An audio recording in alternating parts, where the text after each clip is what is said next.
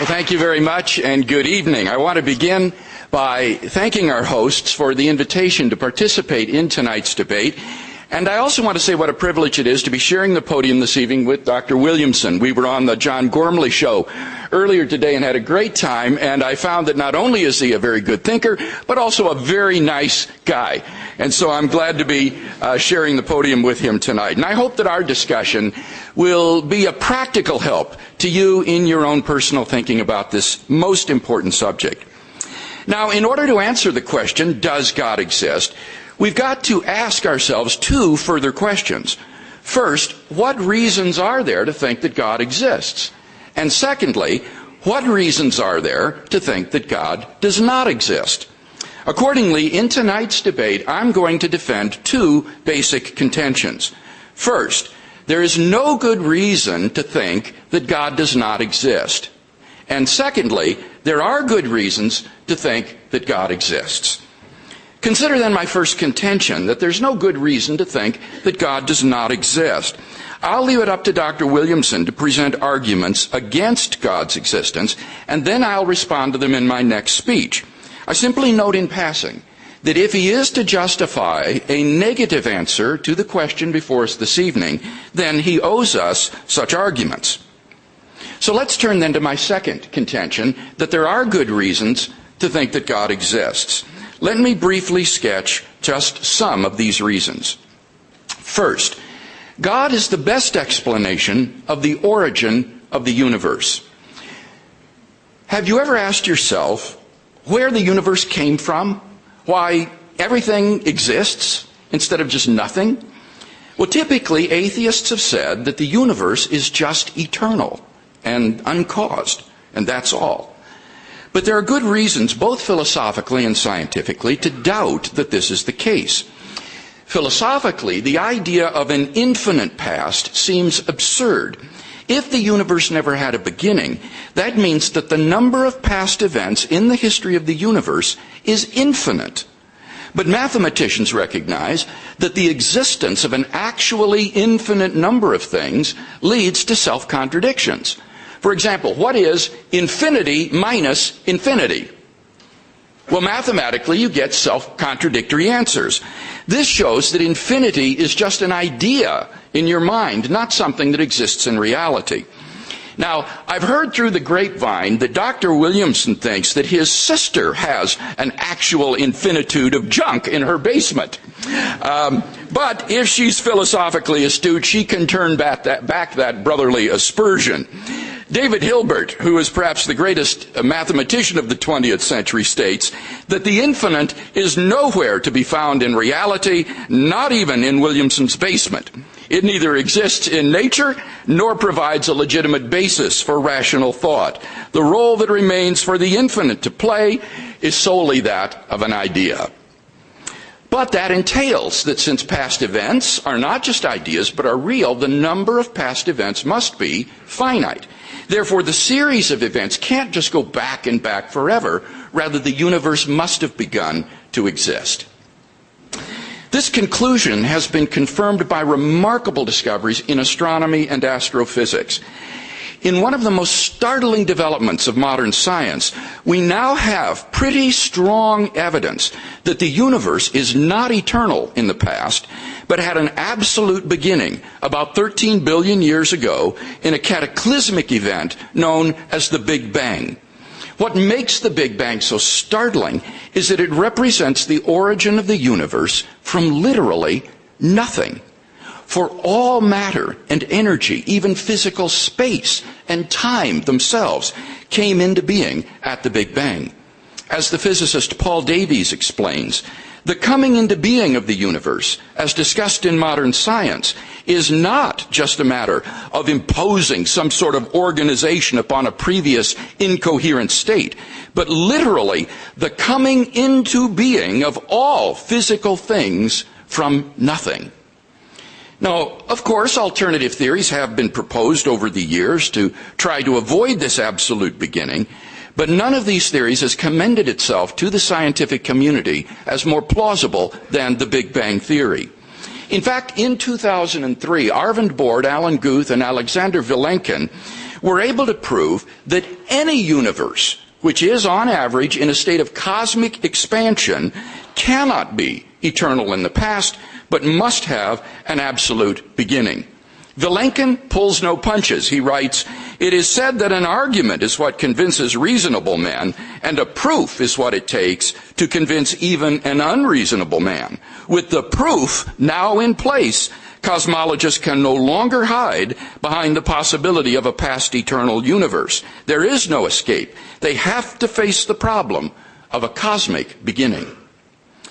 That problem was nicely captured by Anthony Kenny of Oxford University. He writes, "A proponent of the Big Bang theory, at least if he is an atheist, must believe that the universe came from nothing and by nothing." But surely that doesn't make sense.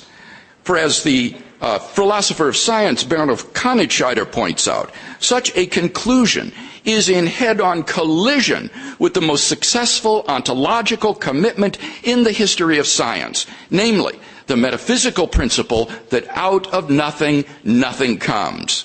So, why does the universe exist instead of just nothing? Where did it come from? There must have been a cause which brought the universe into being. We can summarize our argument thus far as follows. 1. Whatever begins to exist has a cause. 2. The universe began to exist. 3. Therefore, the universe has a cause.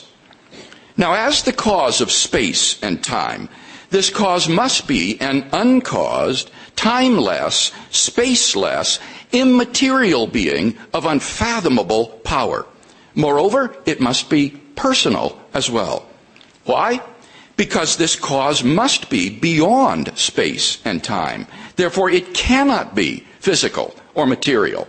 Now, there are only two kinds of things that fit that description. Either abstract objects, like numbers, or else a transcendent intelligent mind. But abstract objects can't cause anything. Therefore, it follows that the cause of the universe is a transcendent personal mind. Number 2, God is the best explanation of the fine-tuning of the universe for intelligent life. In recent decades, scientists have been stunned by the discovery that our universe appears to be fine-tuned for the existence of intelligent life with a precision and delicacy that literally defy human comprehension. For example, if the force of gravity or the atomic weak force had been altered by as little as 1 part out of 10 to the 100th power, the universe would not have been life-permitting. Now, there are only 3 possible explanations of this extraordinary fine-tuning: either physical necessity, chance, or design. Now, it can't be due to physical necessity because the constants and quantities in question are independent of the laws of nature. In fact, string theory predicts that there are 10 to the 500th power different possible universes compatible with nature's laws. So could the fine-tuning be due to chance? Well, the problem with this alternative is that the possibility that all the constants and quantities would fall by chance alone into the life-permitting range is vanishingly small. We now know that life-prohibiting universes are incomprehensibly more probable than any life-permitting universe. So if the universe were the product of chance, the odds are overwhelming that the universe would be life-prohibiting. In order to rescue the alternative of chance, atheists have therefore been forced to the extraordinary hypothesis that there exist an infinite number of randomly ordered universes composing a sort of world ensemble or multiverse of which our universe is but a part. Somewhere in this infinite world ensemble, finely tuned universes will appear by chance alone, and we happen to be one such world. There are, however, at least 2 major failings with the world ensemble hypothesis. First, there's no evidence that such a world ensemble exists. There's no evidence that there even are other universes, much less that they are randomly ordered and infinite. Secondly, if our universe is just a random member of a world ensemble, then it's overwhelmingly more probable that we should be observing a much smaller universe. Roger Penrose of Oxford University has calculated that it is inconceivably more probable that our solar system should form by a random collision of particles than that a finely tuned universe should exist. Penrose calls it utter chicken feed by comparison. So, if our universe were just a random member of a world ensemble, it is inconceivably more probable that we should be observing a universe no larger than our solar system. Observable universes like that are just much more plenteous in the world ensemble than worlds like ours, and therefore ought to be observed by us. Since we do not have such observations, that fact strongly disconfirms the multiverse hypothesis. On atheism, at least, it is therefore highly probable that no world ensemble exists. Thus, the last ring of defense of the alternative of chance collapses. So, we may argue as follows. 1, the fine-tuning of the universe is due to either physical necessity, chance, or design. 2, it is not due to either physical necessity or chance. 3, therefore, it is due to design. Thus, the fine-tuning of the universe points to the existence of a supernatural designer of the cosmos. Number 3, God is the best explanation of objective moral values in the world. If God does not exist, then objective moral values do not exist. By objective moral values, I mean moral values which are valid and binding, whether anybody believes in them or not. Many theists and atheists alike agree that if God does not exist, then moral values are not objective in that way. For example, Michael Roos, a noted philosopher of science, explains, the position of the modern evolutionist is that morality is a biological adaptation, no less than our hands and feet and teeth. Considered as a rationally justifiable set of claims about an objective something, ethics is illusory. I appreciate that when somebody says, love thy neighbor as thyself, they think they are referring above and beyond themselves. Nevertheless, such reference is truly without foundation. Morality is just an aid to survival and reproduction, and any deeper meaning is illusory. Like Professor Roos, I just don't see any reason to think that in the absence of God, the morality evolved by Homo sapiens is objective. On the atheistic view, some actions, say rape, may not be socially advantageous, and so in the course of human development has become taboo. But that does absolutely nothing to prove that rape is really wrong. On the atheistic view, there's nothing really wrong with your raping someone.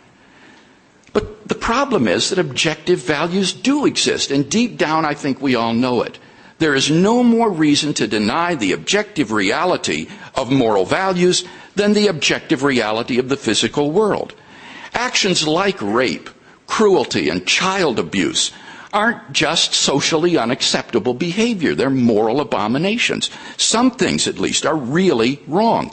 Even Michael Roos himself admits the man who says it is morally acceptable to rape little children is just as mistaken as the man who says 2 + 2 = 5. Similarly, love, equality, and self-sacrifice are really good. Hence, our argument may be summarized as follows. 1, if God does not exist, objective moral values do not exist.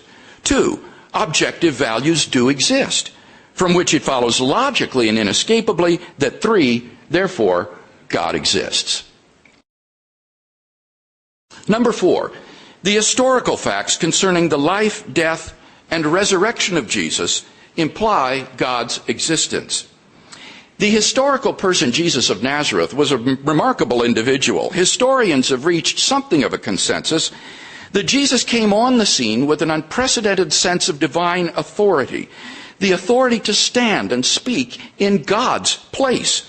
He claimed that in himself the kingdom of God had come, and as visible demonstrations of this fact, he carried out a ministry of miracle working and exorcisms. But the supreme confirmation of his claim was his resurrection from the dead. If Jesus really did rise from the dead, then it would seem that we have a divine miracle on our hands, and thus evidence for the existence of God. Now, most people would probably think that the resurrection of Jesus is something you just believe in by faith or not. But in fact, there are actually 3 established facts recognized by the majority of historians today, which I believe are best explained by the resurrection of Jesus. Fact number 1, on the Sunday morning after his crucifixion, Jesus' tomb was found empty by a group of his women followers.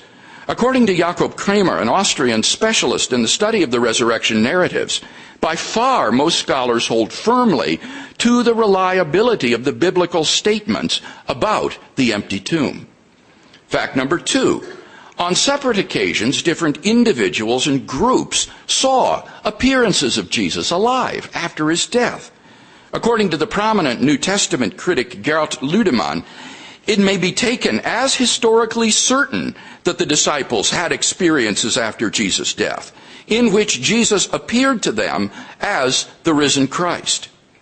These appearances were witnessed not only by believers, but also by unbelievers, skeptics, and even enemies. Fact number 3, the original disciples suddenly came to believe in the resurrection of Jesus despite having every predisposition to the contrary. Jews had no belief in a dying, much less rising Messiah, and Jewish beliefs about the afterlife precluded anyone's rising from the dead to glory and immortality before the end of the world. Nevertheless, the original disciples suddenly came to believe so strongly that God had raised Jesus from the dead that they were willing to die for the truth of that belief. N.T. Wright, an eminent British New Testament scholar, concludes, that is why, as a historian, I cannot explain the rise of early Christianity unless Jesus rose again, leaving an empty tomb behind him. Attempts to explain away these 3 great facts, like the disciples stole the body or Jesus wasn't really dead, have been universally rejected by contemporary scholarship. The simple fact is that there just is no plausible naturalistic explanation of these facts. Therefore, it seems to me the Christian is amply justified in believing that Jesus rose from the dead and was who he claimed to be. But that entails that God exists. Thus, we have a good inductive argument for the existence of God based on the resurrection of Jesus. 1, there are 3 established facts about Jesus: the discovery of his empty tomb, his post-mortem appearances, and the origin of disciples' belief in his resurrection. 2, the hypothesis God raised Jesus from the dead is the best explanation of these facts. 3, the hypothesis God raised Jesus from the dead entails that the God revealed by Jesus exists. 4, therefore, the God revealed by Jesus exists. Finally, number 5, God can be immediately known and experienced. This isn't really an argument for God's existence. Rather, it's the claim that you can know that God exists wholly apart from arguments, simply by immediately experiencing him. This was the way that people in the Bible knew God. As Professor John Hick explains, God was known to them as a dynamic will, interacting with their own wills, a sheer given reality, as inescapably to be reckoned with as destructive storm and life-giving sunshine. To them, God was not an idea adopted by the mind, but an experienced reality which gave significance to their lives. Now, if this is the case, there's a danger that arguments for God could actually distract our attention from God himself. If you're sincerely seeking God, God will make his existence evident to you. The Bible promises, draw near to God, and he will draw near to you. We mustn't so concentrate on the arguments that we fail to hear the inner voice of God speaking to our own hearts. For those who listen, God becomes an immediate reality in their lives. In conclusion, then, we've seen 5 reasons to think that God exists. If Dr. Williamson wants us to believe that God does not exist, then he must first tear down all 5 of the reasons that I presented in favor of God's existence, and then in their place erect a case of his own to prove that God does not exist. Unless and until he does that, I think that theism is the more rational worldview.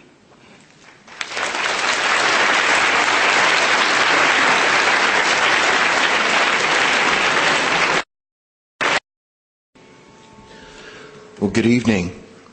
Thanks for having me.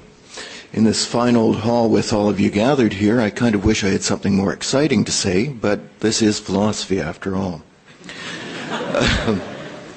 Well, yes, I'm going to argue for the atheist position tonight, and I'm afraid I'm going to stray from Dr. Craig's suggestion that I first tear down his arguments.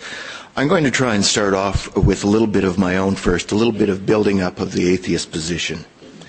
So, I've titled my talk, The Irrelevance of Religion, and I'll get on to explaining what that means in a minute here. Now, there's 2 positions that have become standard to describe for the atheist position. One is what's called positive atheism, and that assumes that the atheist actually believes that there is no God. In other words, the atheist is actually making a positive claim about the way things work in the world. There's another position called negative atheism, which simply poses the problem as a lack of belief. Atheists lack belief in deities. And by contrast, this poses no claim whatsoever, except for the claims that you don't happen to have a certain belief. Now, Dr. Craig has said in print that there are no good arguments for the atheist position. And I think I'd like to try and show you why that is in just a second. And also I'd like to try and establish some, well, the burden of proof is the name of the issue in philosophy. It's a question of who owes us an explanation and what's going to count as a proof here. So the positive atheist position, what are we looking at how would we go about trying to prove the positive atheist position?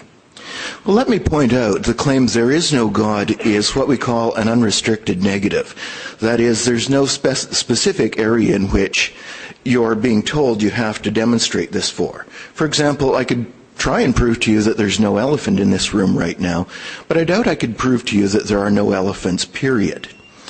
So the atheist is pictured here as trying to prove that there is no God. Now, the problem I see with that is that if I were to demonstrate somehow that God doesn't happen to exist in this solar system, somebody could immediately come back and say, oh, but perhaps he's over there in Alpha Centauri. And if I managed to get to Alpha Centauri and show that there was no God there, well, there's another solar system down the line. Now, the problem is that in order to prove a negative like that, I'm going to have to be omniscient. I'm going to have to be able to account for all of the possible places that this being God could possibly exist in order to demonstrate that he doesn't. So the long and the short of it is, in order to prove God does not exist, I'd effectively have to prove that I am God, since I would be the omniscient being doing this proving. Now that's too high a demand. I don't think any atheist really wants to become God by doing this. Now, if Dr. Craig suggests that there are no good arguments for atheism, well, here's a reason. There's no good arguments for positive atheism, certainly, because it looks like those arguments simply couldn't be given to begin with. Now, what about negative atheism? Of course, the situation is different there. All we're really committed to with negative atheism is, in fact, that we're open to argument, we're willing to consider whatever evidence is given and reply to that, or be willing to change our minds. Now, that's effectively what we're up to here tonight. So, in terms of the burden of the proof issue, let me point out, it seems like it would be impossible to prove that there is no God. It seems like if we were to start out with claims, the person making a claim is typically the one held to owe us some kind of a reason why they think that's true. The theist seems to be in that position. If the theist claims God exists, well, we need a reason why that should be so. Now, given that it doesn't seem like there it's possible to give an argument against God's existence, it doesn't seem likely that we should quibble about who owes what kind of burden of proof. Pretty clearly, it's simpler to simply examine the proofs for God's existence that we have and try and determine what they actually come down to. So I think of negative atheism as kind of a minimum condition here. It's not necessarily something that any atheist believes, but what it does is establish some boundaries for what we have to prove. The theist, anyone giving us a positive claim like the theist, needs to give us some kind of a reason. And if we find that reason to be good, or if we can't think of any reasons against it, then we should be willing to change our mind about that. Now, I want to add a personal note in here about this. This is the reason for the title of my talk about the irrelevance of religion.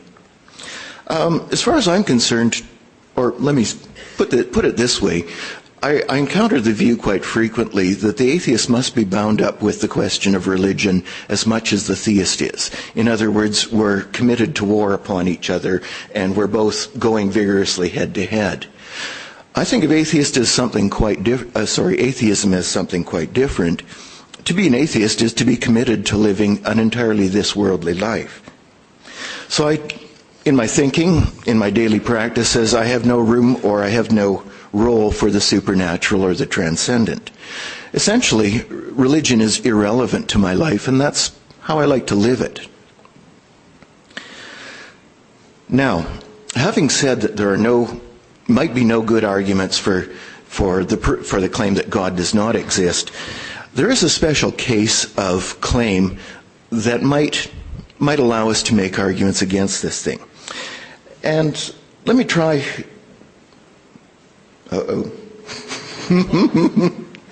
Okay, start over again. What did I do?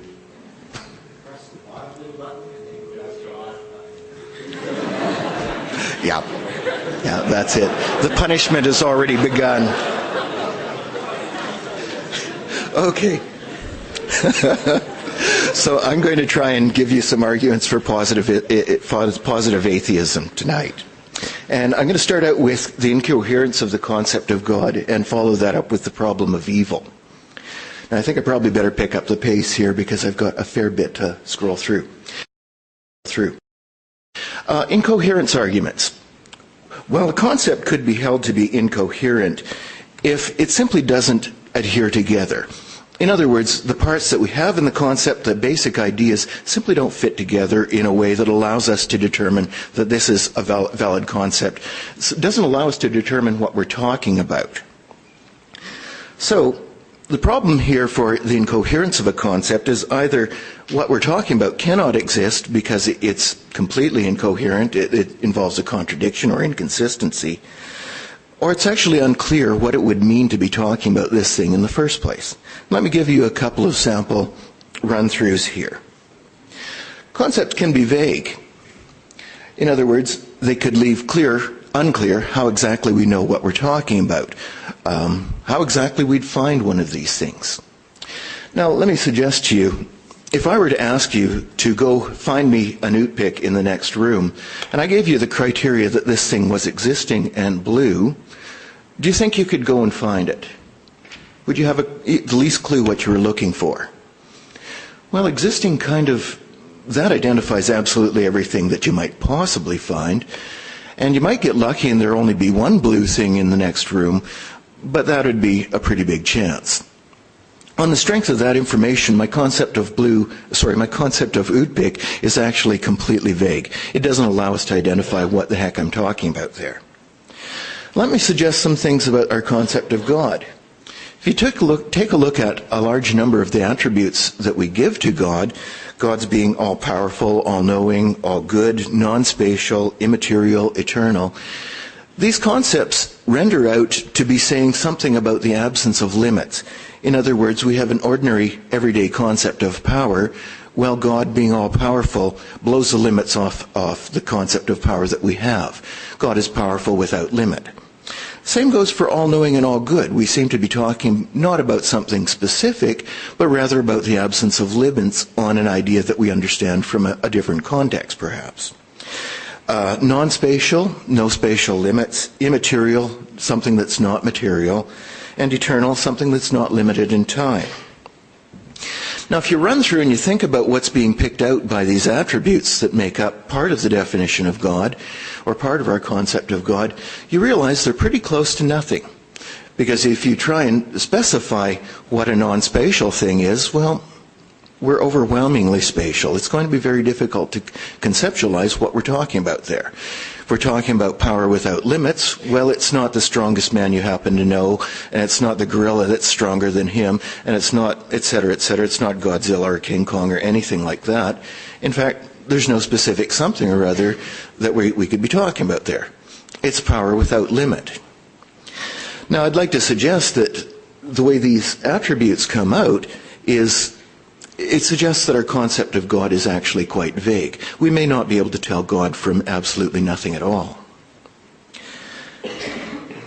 Now, I mentioned another way of doing this. It might be that our concepts contain contradictory notions, such that they couldn't possibly be true at the same time, and therefore our concept describes an impossible object. Now, the classic example of this is the square circle. A square circle would have to have both straight sides and curved sides, and when you try and think about how exactly they fit together, you realize this just isn't going to go. So, when we have a situation like this with a given concept, we're looking at an impossible object, something that couldn't possibly exist. Now, let me suggest some things about the nature of God. There's a large number of issues like this. I'm going to only run you through a couple here. Omniscience. Perfect knowledge. Now that seems to imply that if there's anything that could possibly count as knowledge, God would have to have that.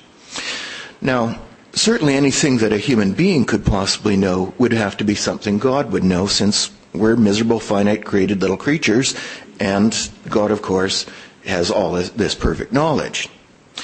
Now, I'd like to ask, could God know how to make a slap shot?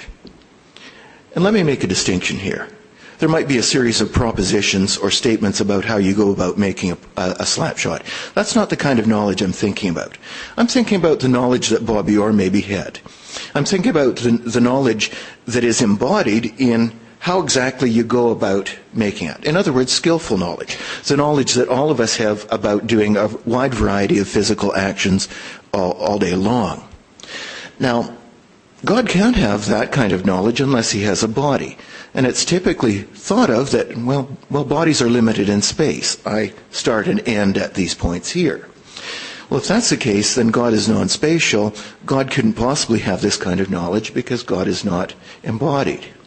In other words, the skills that we have as ordinary human beings, the knowledge that we have about how to do everyday tasks, is something that God couldn't have. Now, can God know the feeling of lust? Well, the problem is that God is morally perfect according to the story. And if that's the case, then not only should God not do wrong things, it would be much better if you can imagine two different situations here. You can imagine me doing something that's the right thing and really resenting it, not liking doing it much. And you can imagine me doing the right thing and actually liking to do the right thing. Now, it's pretty clear that liking to do the right thing as well as doing the right thing is a much more superior morally position, and God should have that. So strictly speaking, God should not be able to be acquainted with the feeling of lust. Now, once again, I'm not talking about him just knowing what the word means here. I'm talking about him knowing from direct experience what lust is. Something that almost every human being, I should imagine, has some experience with. We all know what lust is. God couldn't. Can God know fear or despair? Well, the trouble with fear or despair is that when I'm fearing, when I'm despairing, I'm concerned about my lack of power in the cosmos to protect myself or to ensure good things come about for me. Now, if God's all-powerful, God should never be in the position to feel fear. So once again, it's not propositional knowledge we're talking about. It's not the fact of what fear is. It's the direct acquaintance we have with the sweaty palms and the shaking and that sort of thing when we're terrified. Now, that leads us to some things that clearly human beings do have knowledge of and God couldn't, according to the standard concept. These are incompatibilities between God's knowledge and his incorporeality, moral perfection, and his all-powerfulness. But now, any Christian in this audience right now is thinking, hold on, buddy, what about Jesus? Because Jesus lived as a man, suffered the torments of being a human being, and etc., etc. So goes the story. Well, what about Jesus then? Well, is Jesus identical to God? Now, I realize this is probably quite a difficult theological question, and I should probably keep my nose out of it. But let me suggest this to you. Jesus was spatial, but God must be non-spatial. Jesus was material, but God must be immaterial. Jesus was temporal. He lived some 33 years, began and ended in time. God's eternal. Jesus was finite. God is infinite. And Jesus was limited, and God is all-powerful, all-knowing, and all-good. Could Jesus and God be the same person? Well, it looks like Jesus ought to be an impossible object and could not exist. The historical evidence beside the point. Okay, I think I'm running out of time pretty badly here. So you get what my point is. If we have these ideas built into the concept of God, they don't fit together very well. And if that's the case, then it seems like we just might be talking about an impossible object, something that couldn't ever exist. Now I'm going to skip on quite quickly here. I'm going to skip over that. I'll come back to that maybe later. I think everybody probably has a first glimpse of the problem of evil. If God's all-powerful, he really should be able to do something about evil. If God is all-knowing, he knows what to do about evil. And if God's all-good, then he should want to do something about evil. But take a look around the world, evil all over the place. So the problem of evil looks like it's a contradiction between the existence of evil and God's attributes once again, suggesting that we're looking at another impossible object, or another version of the impossible object. Now there's some assumptions that we have in this. One would be that something that's omniscient can do practical impossibilities, anything that would break a law of nature or call upon energy that's not available, but can't do logical impossibilities. An omnibenevolent or an all-good God should wish to seek to eliminate evil to whatever extent is possible within his power, and of course God's power is unlimited.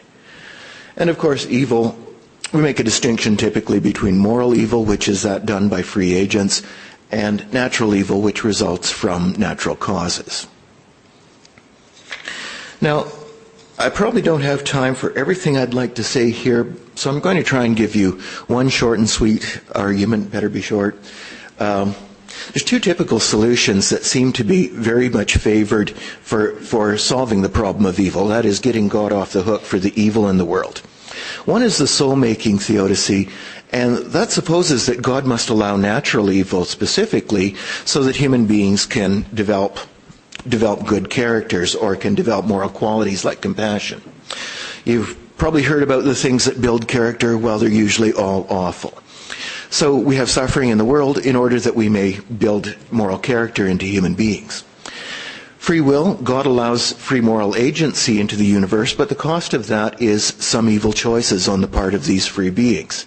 You don't get to control what happens to free beings, so the story goes, and therefore they're going to make some evil choices sometime. A lot of the evil pretty clearly is blamed on human beings. Now the general form of these theodicies is that God has a valid reason for evil because it's necessary for some good that we're trying to produce here. Let me give you a quick argument against this.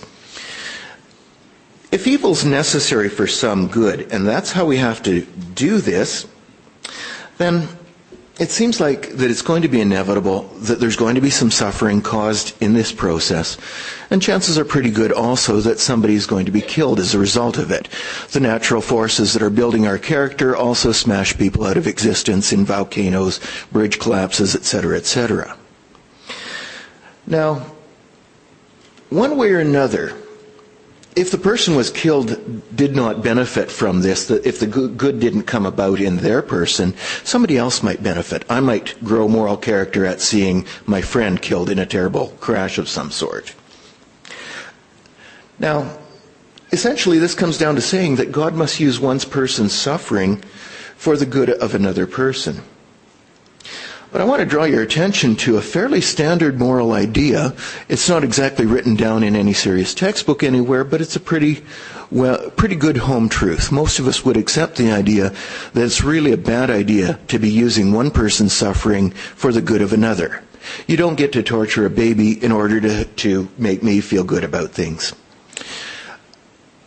So the principle either applies to God or it doesn't. The principle of not bringing about good through other people's suffering. Either way you look at it, God is not perfectly moral, either because he's exempt from an important moral principle, that's a limit on his morality, or he uses persons for other people's benefit and actually breaks that principle. Hence, solutions of this type actually tacitly deny God's benevolence. This solution can only work at the cost of sort of sneakily not admitting that God's as moral as we claim he is. Okay, I guess I'm at the end of this. I really wanted to keep going forever, but oh well. Oh, one last thing. I want to offer up an atheist prayer for you. Thank God I'm an atheist. Yeah.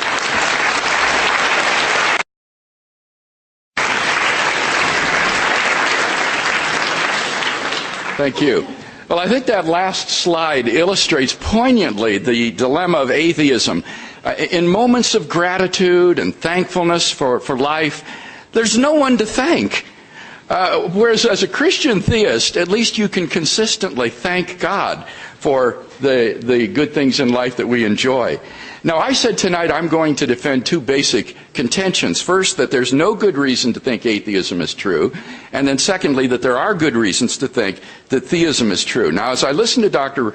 Williamson's speech, I basically heard three arguments presented in defense of atheism. First was that negative atheism requires no proof. Negative atheism is simply the absence of belief in God. I want to submit to you that negative atheism is really just a misnomer. Atheism is what he calls positive atheism. The Encyclopedia of Philosophy, which is a standard reference work in our field, says, according to the most usual definition, an atheist is a person who maintains that there is no God. That is, that the sentence, God exists, expresses a false proposition. So atheism just is the view, there is no God. What he calls negative atheism is really more accurately called non-theism. But you see, non-theism isn't a view. It's not a single view. There are all sorts of non-theists. For example, a non-theist might be your traditional atheist who thinks there is no God. But a non-theist might be an agnostic who doesn't know whether there's a God or not. Or he might be a verificationist who thinks the whole question of God's existence is meaningless. And therefore, to answer tonight's question in the negative, does God exist, to say no, Dr. Williamson needs to defend traditional, good old-fashioned atheism. Now he says, but you can't defend positive atheism because you can't prove a universal negative. Well, yes, you can. All you have to do is show that the concept involves a self-contradiction. And it's ironic that he went on to do that in his very next objection, trying to show that the concept of God is internally contradictory. So we'll have to see in a moment whether he succeeded at that. But there is a burden of proof that the atheist needs to bear if he's to convince us that there is no God. Now, Dr. Williamson also said in this connection that atheism is a practical affair. It means just living as though religion is irrelevant. Well, again, that's not atheism, because sadly too many theists live that way. What that is secularism or nominalism. And the fact that people espouse belief in God but then live as though he's irrelevant is one of the plagues, I think, of our contemporary culture. So atheism is a view. It is a philosophical view. It is the view that God does not exist. That is a positive claim to knowledge and therefore requires justification. Secondly, he argued, there is incoherence in theism. The negativity of God's attributes or the self-contradictory nature of God's attributes show that God does not exist. I think quite to the contrary, the concept of God is quite coherent, and here I think that the critique of atheism has actually been very helpful to Christian philosophers, because critiques of atheists, like Dr. Williamson, have helped Christian theists to define the attributes of God more precisely so as to craft a coherent definition and concept of God. So, for example, take all of those attributes that he claimed need to be simply negatively defined, and I will give you better definitions for them. First, what does it mean to say that God is all-powerful? Well, to say that God is all-powerful means that God is able to do anything that it is logically possible for him to do. That's not a negative definition. What does it mean to say God is all-knowing? For a being to be all-knowing, that means that for any proposition P, that S knows that P and does not believe not P. In other words, it means for S to be omniscient is for S to believe or to know only in all truths. That's what it means to be omniscient. What does it mean to be all good? Well, a person S is all good if S is the paradigm of all moral value. Just as the meter rod in Paris was the paradigm of what it means to be a meter, God is the paradigm of moral goodness. It is defined in terms of his nature. What does it mean to say God is non-spatial? Well, S is non-spatial if S exists outside the four-dimensional space-time continuum. What does it mean to say that S is immaterial? It means that S is a mind without a body, at least in God's case. What does it mean to say that God is eternal? Well, this means that God, S, exists outside the four-dimensional space-time continuum. So those are all, I think, coherent attributes of God and leaves us with a quite positive concept of God. Now, what about omniscience? He said, omniscience leads to difficulties with respect to God's experiential knowledge of lust, for example. Well, the problem is that omniscience is defined propositionally. It's defined in terms of propositional knowledge. Remember I said that to be omniscient is for any proposition P to believe that P and not believe not P. In other words, to believe only in all true propositions. So he admits in his speech that he's not talking here about propositional knowledge. He admits God could have all the propositional knowledge there is about how to make a good slap shot, what lust is like, and so forth.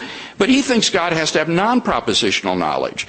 But that's never been the Christian concept or the classical theistic concept of God. Omniscience means God has all propositional knowledge, and Dr. Williamson admits that's coherent. So he's really just attacking a straw man here.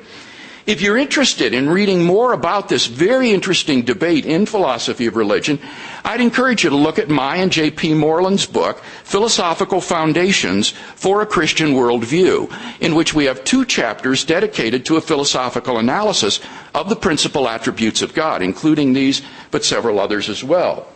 Finally, what about Jesus? He says Jesus cannot be identical with God because they have contradictory attributes.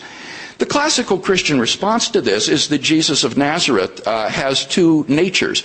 He has a divine nature and he has a human nature. So he is omnipotent with respect to his divine nature, but he is limited in power with respect to his human nature. He is omniscient with respect to the divine nature, but he is limited in knowledge with respect to his human nature. So that attributes predicated of the person of Christ need to be differentiated with respect to which nature you're speaking of, his divine or his human nature, because the incarnate Christ has 2 natures.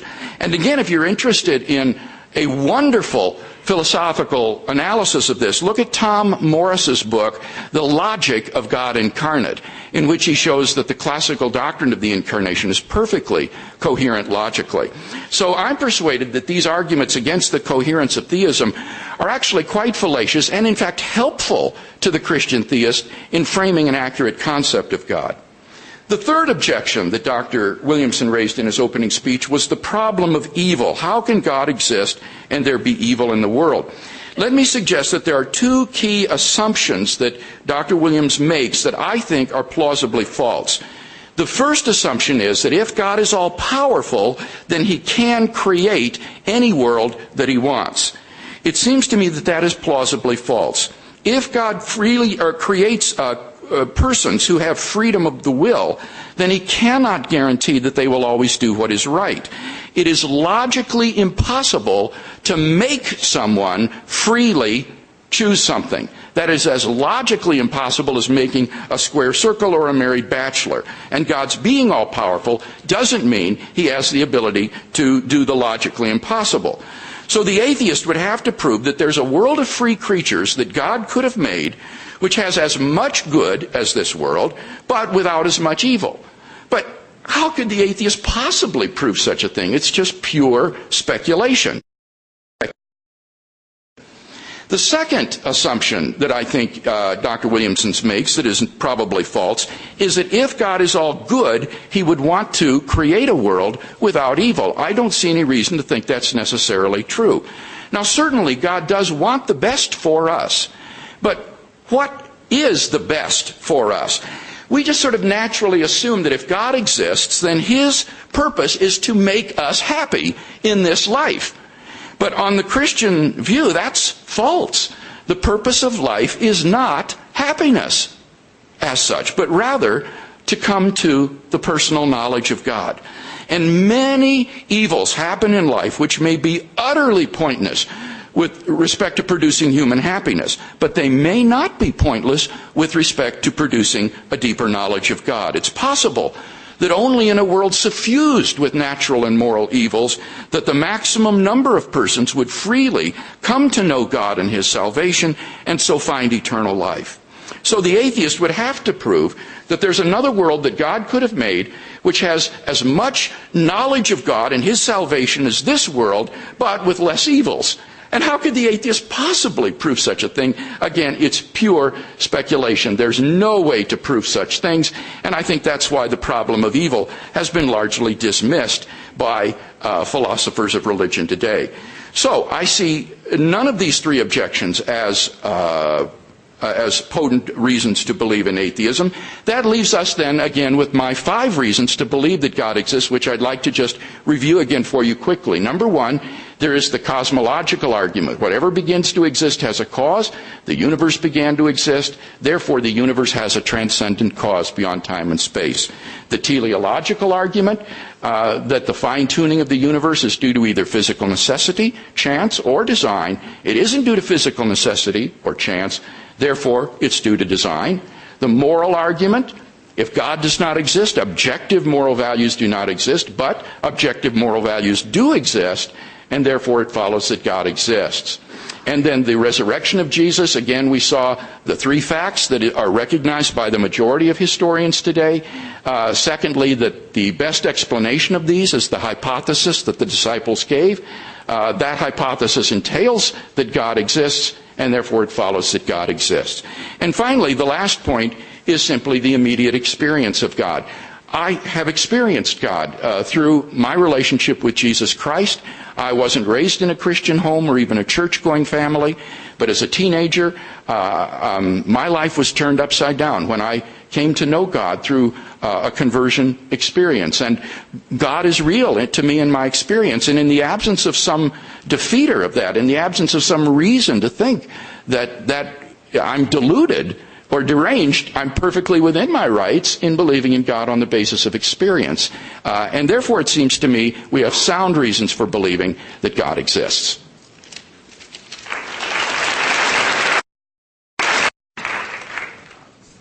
Thank you. Well, it seems I've got a bit of work to catch up on. Okay, well, let me start out by going back to the topic of positive versus negative atheism. Dr. Craig suggested that, as I construed it, negative atheism wasn't a view, and indeed that my notion of the irrelevance of religion to an atheist's life is not really a position. I'm not particularly bothered by that. I don't think I specified that it was a view. Whatever a view might be, I'm not sure that there are clear criteria for what counts as a view here. Though I assume he has something in mind like a worldview or an outlook on life or something like that. It seems to me atheism actually embraces a rather wide group of people who don't have a whole lot in common. Consider, for example, Buddhists. Buddhist is a non-theistic religion because they don't have a godhead in their concept. Some people believe purely in science and are atheists because there's no room for God in science. there's a lot of us out there, and I don't think we necessarily have all that much in common. The truth of the matter is that it doesn't bother me very much at all. As far as I'm concerned, like I suggested in my burden of proof speech, this is really about whether or not we have a good reason to believe in theism. And hence, that's what I typically focus on. Now, I'm not going to try and address all of Dr. Craig's arguments that he's given us. Perhaps I'll save some of those up for the question and answer period. But let me make a few replies to some of the things he's also said about some of my arguments. Now, there was this issue about what omniscience meant, and Dr. Craig wants to restrict omniscience to propositional knowledge. In other words, anything that can be formed in a sentence that can be judged true or false. Now, I'd have to reply to that it's awfully convenient to limit omniscience just to that. But if you recall my claim was that God at least ought to have as much knowledge and every bit of knowledge as his finite creations, that is, us, have. And as I pointed out, clearly we have something called procedural knowledge, the skillful knowledge of how you make a slap shot. We have knowledge by acquaintance of inner states of our bodily awareness, like lust or fear, etc., etc. Now, what I'd like to suggest about that is, well, in the first place, this knowledge of by acquaintance, propositional knowledge, procedural knowledge, that's not a figment of my imagination. Those are some standard distinctions within philosophy. And if we're going to talk about what's omniscient, what is the most perfect knowledge, it seems to me not unreasonable to expect that to be a part of it. Now, I'd also like to reassert that something that a human being has knowledge of also ought to be something that an omniscient being has knowledge of. And as Dr. Craig hasn't replied to my suggestions that God can't have. In fact, he seems to have confirmed those. Now, I'd like to worry about Jesus' two natures once again. I suggested that it looks like the attributes of God and the attributes of Jesus as a man cannot go together. I think that's actually confirmed in Dr. Craig's claim that Jesus has two natures. Obviously, two natures that are absolutely incompatible. Jesus and God cannot be the same thing. So, I mean, that's what I make of two natures. If Dr. Craig has a better account of that, well, that'd be fine. I'd love to hear it. But as far as I can see, saying that something has two natures simply says it has two incompatible something, or that we're talking about two incompatible something or others. Perhaps it's Jesus and God in this case, and they cannot possibly be identical. Okay. Now, I'm quite baffled by his remarks on my argument about the problem of evil, the assumptions I suggested for it. I'm not clear about why he would suggest that God cannot create just any old world he wants. Assuming that there is no logical contradiction in this, and I'd have to tell you, I don't see any logical contradiction between a free being making all good choices. This would seem to be God, would it not?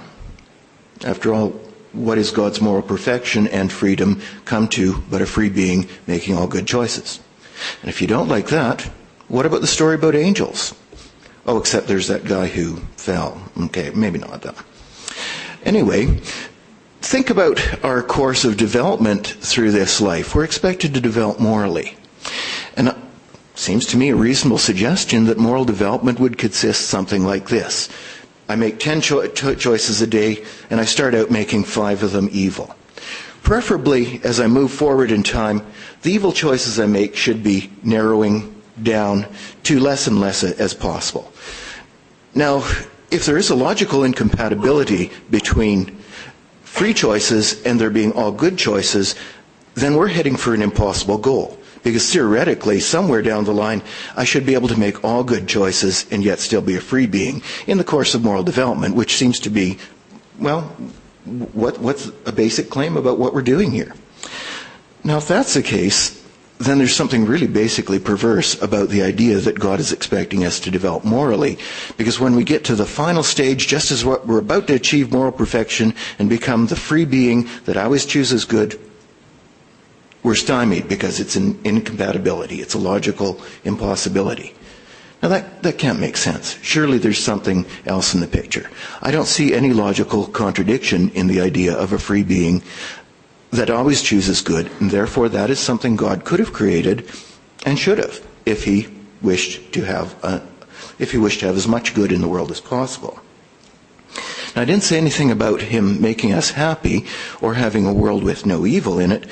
What I suggested is that God ought to eliminate evil as much as possible. And it seems quite likely that there's a bit more evil in the world than really is accountable by any theodicy. Building character is a wonderful thing, and it very likely does take some evil to do it. But there's a certain point after I've seen pointless evil time and time and again that my compassion just gives out. Some of us will eventually just say, evil's the way it is, who cares? Screw existence because there's nothing else to it. There's no possible good out of this.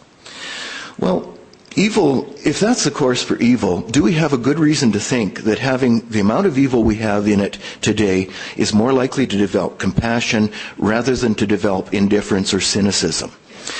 Because evil obviously does both. And I'm not convinced that it's clear-cut that we get more, that out of the amount of evil we have, we actually get more moral compassion. Now, I'm running out of time once again. Oh, heavens, why didn't God make me less long-winded? Why not? Anyway, I'd like to go back to at least a couple of Dr. Craig's arguments. The cosmic calamity argument, Craig's cosmic calamity. This was the argument where we started with all things having a beginning, or everything that begins must have a cause. The universe began to exist, and therefore the universe has a cause. Now, there's some things that bother me about this. I might as well confess right away, I'm only an armchair scientist. I love to read about science. I read as widely as I possibly can, given my time constraints. Am I an expert? Not a chance. If a scientist could tell me just about anything they wanted, and I wouldn't know the difference. Now, not to be mean, but I have a feeling that a degree in theology on Dr. Craig's part puts him more or less in the same position as I am. And I have, I think, some different information about the science behind the Big Bang. For one thing, it seems to me that the principle of indeterminacy, which seems to be a part of quantum physics, doesn't actually allow us to definitively say that we ever have nothing. In fact, what we get is quantum vacuum, which is simply an area in which there is a possibility of spontaneous antiparticle and particle creation, or popping into existence, effectively. Now, if that's the case, then there's no room within any scientific theory for the nothing that supposedly predates the Big Bang, out of which matter was created. Now, Dr. Craig, I think, is also skating over the work of a large number of scientists. He seems to be suggesting that, well, if the story he's given us, scientists should just be giving up on researching anything before the Big Bang, or even bothering with anything within the Big Bang, because it's creation out of nothing. We're into metaphysics now, and we've gone past what science can possibly do. That makes a total mystery of the work of,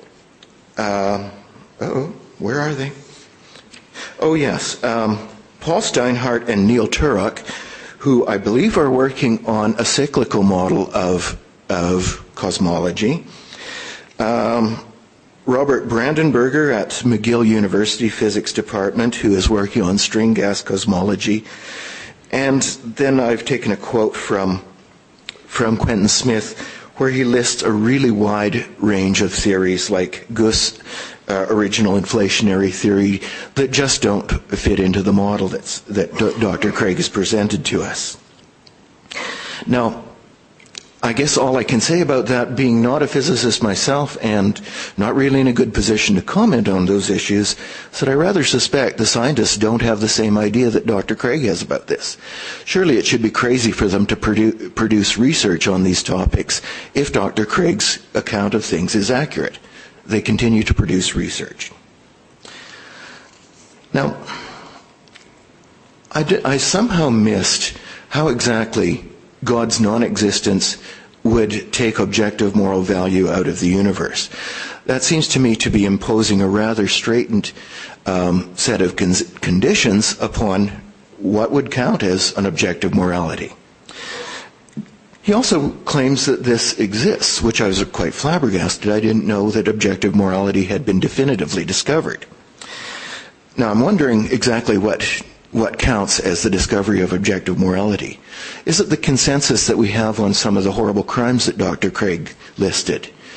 Well, a consensus is something that's entirely possible socially. It might well be that without any connection to God, we all happen to agree that there are some things that are simply pretty horrible. And that's not necessarily anything outside of human experience, or it's not a truth that transcends human experience. It's not something beyond our ken. It's quite possibly something that is objective only in the sense that it's consensually agreed upon by a given society or by all of us. Now, unless Dr. Craig wants to offer us some account of this that is incompatible with society's consensus, I think we've got another source for objective morality. Thank you.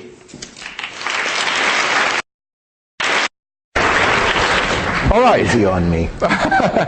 So I get to play the prosecuting attorney here. I'd like to begin with my 5 arguments, and then we can end, if I have time, on your 3 arguments. I notice that you have not replied yet to my fine-tuning argument, to the argument on the resurrection of Jesus, and to the appeal to immediate experience. Is that right? Yeah. All right. Well, let's talk about your reply to the origin of the universe argument, the cosmological argument. I gave 2 arguments for the second premise that the universe began to exist. One was a philosophical argument and one was a scientific argument. Now, you haven't responded yet to my philosophical argument. Is that right? Remind me what that was. That was the one based on the impossibility of the existence of an actual infinite. Remember the infinite number of things in your sister's basement? Actually, it wasn't junk in my sister's basement. It was my books. Your books, okay. And I do have an infinite number of books. You do? See, there's... where in the world do you put them? She's got a large basement. Yeah, an infinite number of books, of course, would occupy an infinite amount of space, which would have interesting cosmological implications. Well, I would be interested in hearing how you would respond to the argument against the existence of the actual infinite, if you can do that in your next speech. Let me go on to what you did say about the Big Bang Theory. Here you suggested that I wasn't expert in the area, and that therefore you were dubious of what I was saying. Now, you would agree that Alexander Vilenkin is expert in this area, wouldn't you? Yeah, I think he expertly disagrees with you. Well, Vilenkin was the gentleman I quoted in my first speech who said, "It is said that an argument is what convinces reasonable men, and a proof is what it takes to convince even an unreasonable man.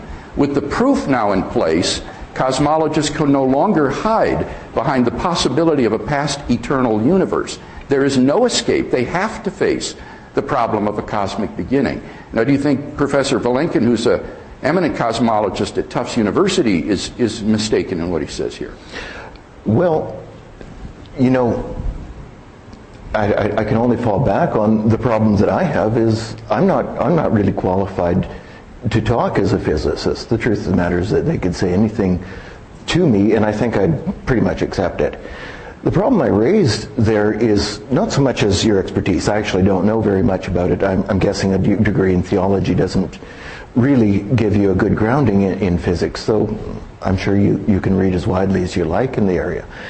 My concern is that it seems to me that physicists are actually doing research that kind of presupposes that the way you've laid out the absolute beginning of the universe, its creation out of nothing, can't possibly be correct. Well, let's talk about that then. You quoted, for example, Paul Steinhardt and Neil Turok's work on ekpyrotic cyclical models. Isn't it the case that Alexander Vilenkin, with Alan Guth and Arvind Borde, developed this theorem for the past finitude of the universe, specifically in an application to Steinhardt's model, showing that it cannot be infinite in the past? I'd have to beg off on that. Well, take a look at Paul Steinhardt's website, where I think you'll find this admitted. And as for Alan Guth, you mentioned his work on inflationary cosmology. This theorem that I quoted was developed by Alan Guth, along with Arvind Borde and Alexander Vilenkin.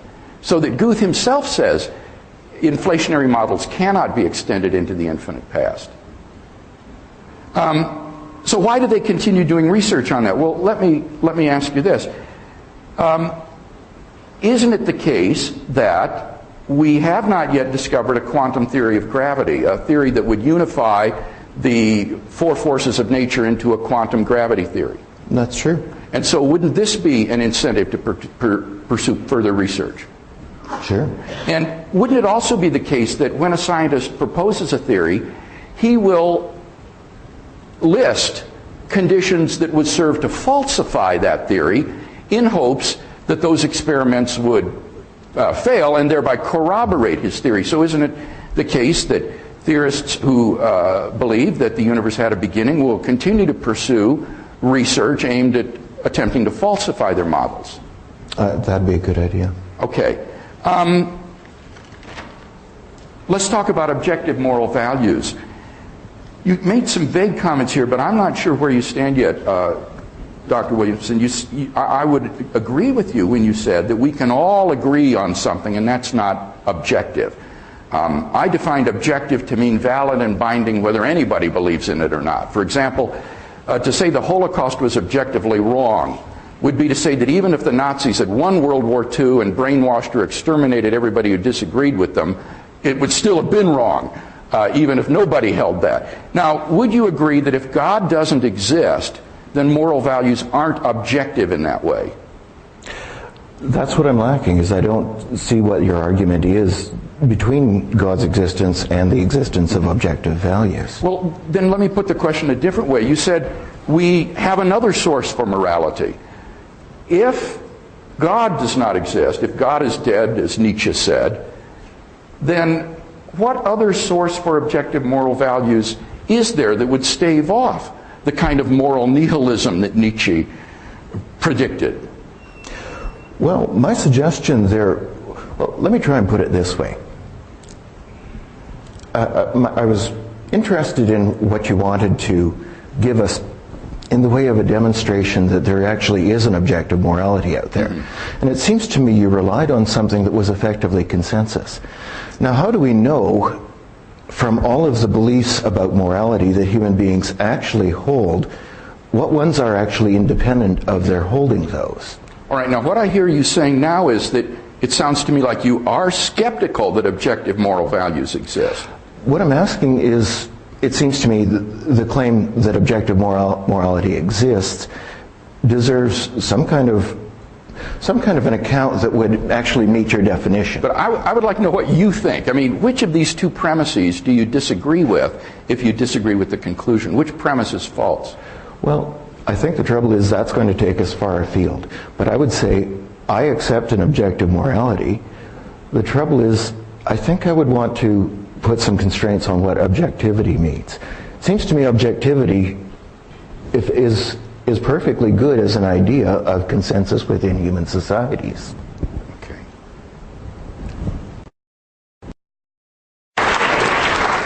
Okay. Well, Dr. Craig, I'd like to start out by asking, you're suggesting that the actual infinite universe would be an impossibility. And I believe you've brought up Hilbert's Hotel as an example there. Could you run us through Hilbert's Hotel? Sure. I didn't bring that up tonight, but I'd be happy to. I do in my work. David Hilbert, whom I quoted in the first speech, wanted to illustrate what it would be like if an actually infinite number of things could exist. And so he said, let's imagine a hotel with an infinite number of rooms. And let's suppose that every room is occupied. This is absolutely critical to understand. There is no vacancy in the hotel. There's a person in every room. Now he says, let's suppose somebody shows up at the desk asking for a room. The proprietor says, no problem. And he moves the person in room 1 into room 2. The person in room 2 into room 3. The person in room 3 into room 4 on out to infinity. And as a result, the first room becomes vacant and the new guest easily checks in. But before he arrived, all the rooms were full. Suppose an infinite number of new guests show up at the hotel, and again, every room is already occupied. No problem, says the proprietor. And he shifts the guest in room 1 into room 2, the guest in room 2 into room 4, the guest in room 3 into room 6. He puts every guest in the room number double his own. Well, since any number times 2 is always an even number, all of the even-numbered rooms become occupied, all of the odd-numbered rooms are vacant, and the infinity of new guests check in, even though there was no vacancy in the hotel. Well, I agree with Hilbert. Such a hotel is absurd. This is a mathematical thought experiment that could not possibly be instantiated in reality. And so this would just be one of the illustrations that one might use to show the impossibility of the existence of an actually infinite number of things. Okay. So the issue is the question of how we can understand obvious operations that should arrive us with a bigger sum than the one that we previously had. Well, I wouldn't put it so abstractly. I would want to say, how can you have a hotel that is absolutely fully occupied and yet can accommodate infinite numbers of new people just by moving people around? That to me strikes me as absurd. Well, I guess I'd want to suggest that there's two different senses to bigger than that seem to be working in there. One is a numerical sense in which one set simply has a number of members greater than another. And another sense of bigger than in which any proper part of a whole, the whole is always bigger than the proper part. Now I think these two different... Did you say is bigger or is the same as the proper part? Is bigger, sorry. Okay. The whole's bigger than the proper part. Uh-huh. Though with infinites, that fails. Exactly. The proper part has the same number of members as the whole.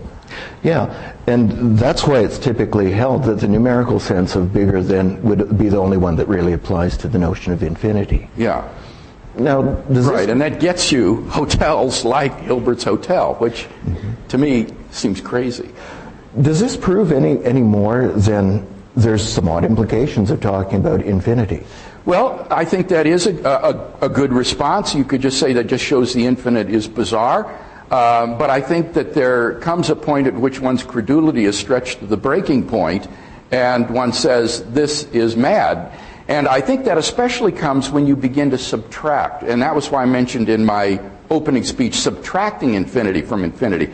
Just very quickly, suppose all the odd-numbered guests check out of the hotel. In that case, an infinite number of people has left the hotel, and yet an infinite number still remain, all the even-numbered guests. So infinity minus infinity is infinity. But now suppose instead all the guests in the rooms greater than 3 check out. In this case, there are only 3 people left in the hotel. So infinity minus infinity is 3. And yet in both cases, the same number of people checked out from the same number of people. You have identical quantities minus identical quantities, and you get self-contradictory answers. In fact, you can get any answer from 0 to infinity. And I think, again, what this shows is that these are mere mathematical tricks that cannot be descriptive of the real world because self-contradictions don't come true. Okay. I'd sort of also like to go back to the topic of quantum physics, the origin of the Big Bang, and all that sort of stuff. Hey, look, you know, you obviously know much more about the subject than I do, but I'm still puzzled. Why do people like Quentin Smith say that other people disagree with you? Well, now, Quentin is a dear friend of mine. He's at the University of Western Michigan. We co-wrote a book called Theism, Atheism, and Big Bang Cosmology. And Quentin is an ardent atheist. He will do anything to avoid the existence of God. And he himself admits in his writing, like the book I mentioned, that the universe did begin to exist. He agrees with me that the universe began to exist. But in our book, he says, if I can quote him accurately, the most reasonable position is that the universe came from nothing, by nothing, and for nothing. Now, to me, that is the height of irrationality. But he doesn't disagree with me on the second premise, that the universe began to exist. And the people you mentioned, Guth, Steinhardt, and so forth, have already explained that this theorem that was developed in 2003 applies to their models. Okay. So you're right, I'm not a cosmologist, but I did do my doctoral work in the cosmological argument, which took me into cosmology as an avocation, and I try to confer with people like Vilenkin and Donald Page at the University of Alberta and so forth to keep abreast of developments in the field. Okay. One last question, because I think I'm pretty much out of time here. If an objective morality exists, where are you finding it? I mean, where do you find the list of moral commandments? That is an epistemological question, not an ontological question. What I mean by that, for those who aren't familiar with the terms, that's a question about how we come to know our moral principles. How do we come to a knowledge of moral principles? My concern is the question of the foundations of morality. What is their ontological foundation? Now, I'm quite open to any epistemological approaches to our knowledge of moral values that you might want to suggest. Intuition, natural law, ethics, divine revelation. I'm open to all sorts of epistemological paths to our knowledge of the good. But my interest here is not with moral epistemology, but with moral ontology. What's the foundation for moral values? So any epistemological approach to morality that you'd like to propose, I can second that. I can be quite enthusiastic about it. Well, thank you very much. I hope you've enjoyed the debate this evening as much as I have. In my closing speech, I'd like to draw together some of the threads of the argument and see if I can summarize them. I argued that tonight I would support two contentions. First, that there's no good reasons to think that atheism is true. And I don't think that Dr. Williamson has been able to carry any of his three arguments. First, his argument concerning negative atheism, I showed that atheism, on that view, negative atheism, is really a misnomer. It's really non-theism, and that's not a view. He says in his last speech, well, I admit non-theism isn't a view, but that is inconsequential. Well, the consequence is this. Unless he's willing to defend traditional atheism, then he hasn't answered our question tonight that is under debate. Does God exist? We need more than just non-theism. We need an answer to that question, and he hasn't given us one unless he's willing to support positive atheism. Now, in fact, he is willing. He presents an argument for the incoherence of theism. I defined several of divine attributes for him, and the only one he chose to respond to is omniscience. He said, well, it's very convenient that you define omniscience propositionally. Well, this is not born out of convenience. This is the classical understanding of omniscience that has always been held. I would challenge him to show me anyone in the history of thought who thinks that God, as an omniscient being, needs to have all non-propositional knowledge. That would clearly be absurd, because that would mean, for example, that God would have to know that he is Napoleon, because that was something Napoleon knew, and so God would have to know it too, that he is Napoleon. Moreover, he'd have to also know that he is Ronald Reagan, because that's something that Reagan knew. So that God would have utterly incoherent cognitive state. No, what omniscience requires is that God know all truth, that he knows all truths and believes no falsehoods, and that is perfectly coherent. What about the doctrine of the incarnation? Dr. Williamson says it's contradictory to say that Jesus has two natures, a divine nature and a human nature. You cannot say Jesus is God in that case. The point here, I think, is that he's misunderstood the statement Jesus is God as an identity statement. That's not an identity statement. That is an is of predication, as when we say, for example, Belshazzar is king. We don't necessarily mean he's the only king. There could be co-regents, for example. But we mean he occupies this office. So when we say Jesus is God, that's another way of saying Jesus is divine. This is clear because, you see, the Christian believes that God is a Trinity, Father, Son, and Holy Spirit. And we don't want to say that Jesus is the Trinity. That would be incoherent. So to say Jesus is God is to say Jesus is divine. That is to say he has a divine nature. He is also human. He has a human nature. So that's perfectly coherent. What about the problem of evil? I argued that there are two unjustified assumptions that he assumes. First, that God can actualize any world that he creates. And Dr. Williamson responded by saying, why can't God create any logical possible world? This is very technical, but the reason basically is that the right counterfactuals of freedom may not be true for God to actualize just any possible world. What do I mean by that? God faces truths like, if Jones were in circumstances C, he would freely write to his wife. And if that statement is true, even God cannot put Jones in C and leave him free and not have Jones write to his wife. So that God's power is limited by the logical impossibility of making people freely do something. Again, if you're interested in exploring this, look at Alvin Plantinga's book, The Nature of Necessity. And there's a good explanation of what he calls Leibniz's lapse, which is Dr. Williams's assumption that God can just create any logically possible world. If that assumption is wrong, the whole argument on the problem of evil goes down the drain. Moreover, Dr. Williamson said that God eliminates evil insofar as possible. There's too much evil to be necessary. But I argued that that principle is false. It's not true that God necessarily eliminates as much evil as is possible. God's goal for this life is not human happiness in this life, but to bring the maximum number of people freely to salvation. And the atheist would have to show that there's a possible world that God could have created in which as many people come to a knowledge of himself and salvation as this world, but with less evil. And that's completely beyond the atheist's capacity to make probable or to even speculate about. So none of these reasons, I think, are good.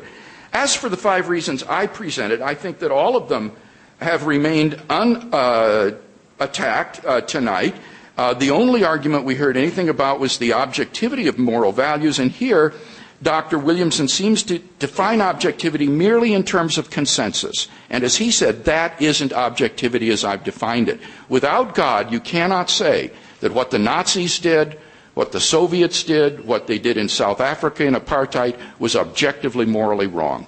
But if you believe that those things were objectively wrong, then you will agree with me that God exists as a foundation for moral values. Finally, I want to say something about that word of immediate experience. As I said, I wasn't raised in a Christian family. I wasn't always a person who followed Christ. But my life was turned upside down when I had a personal experience of God as a teenager. And I would encourage you, if you're seeking God, to do what I did. Pick up a New Testament, begin to read it, and ask yourself, could it be that there really is a God who loves me, who created the world, who wants me to know him, who sent his son to die for me on the cross and raised him from the dead that I could have eternal life? I believe that it could change your life in the same way that it changed mine.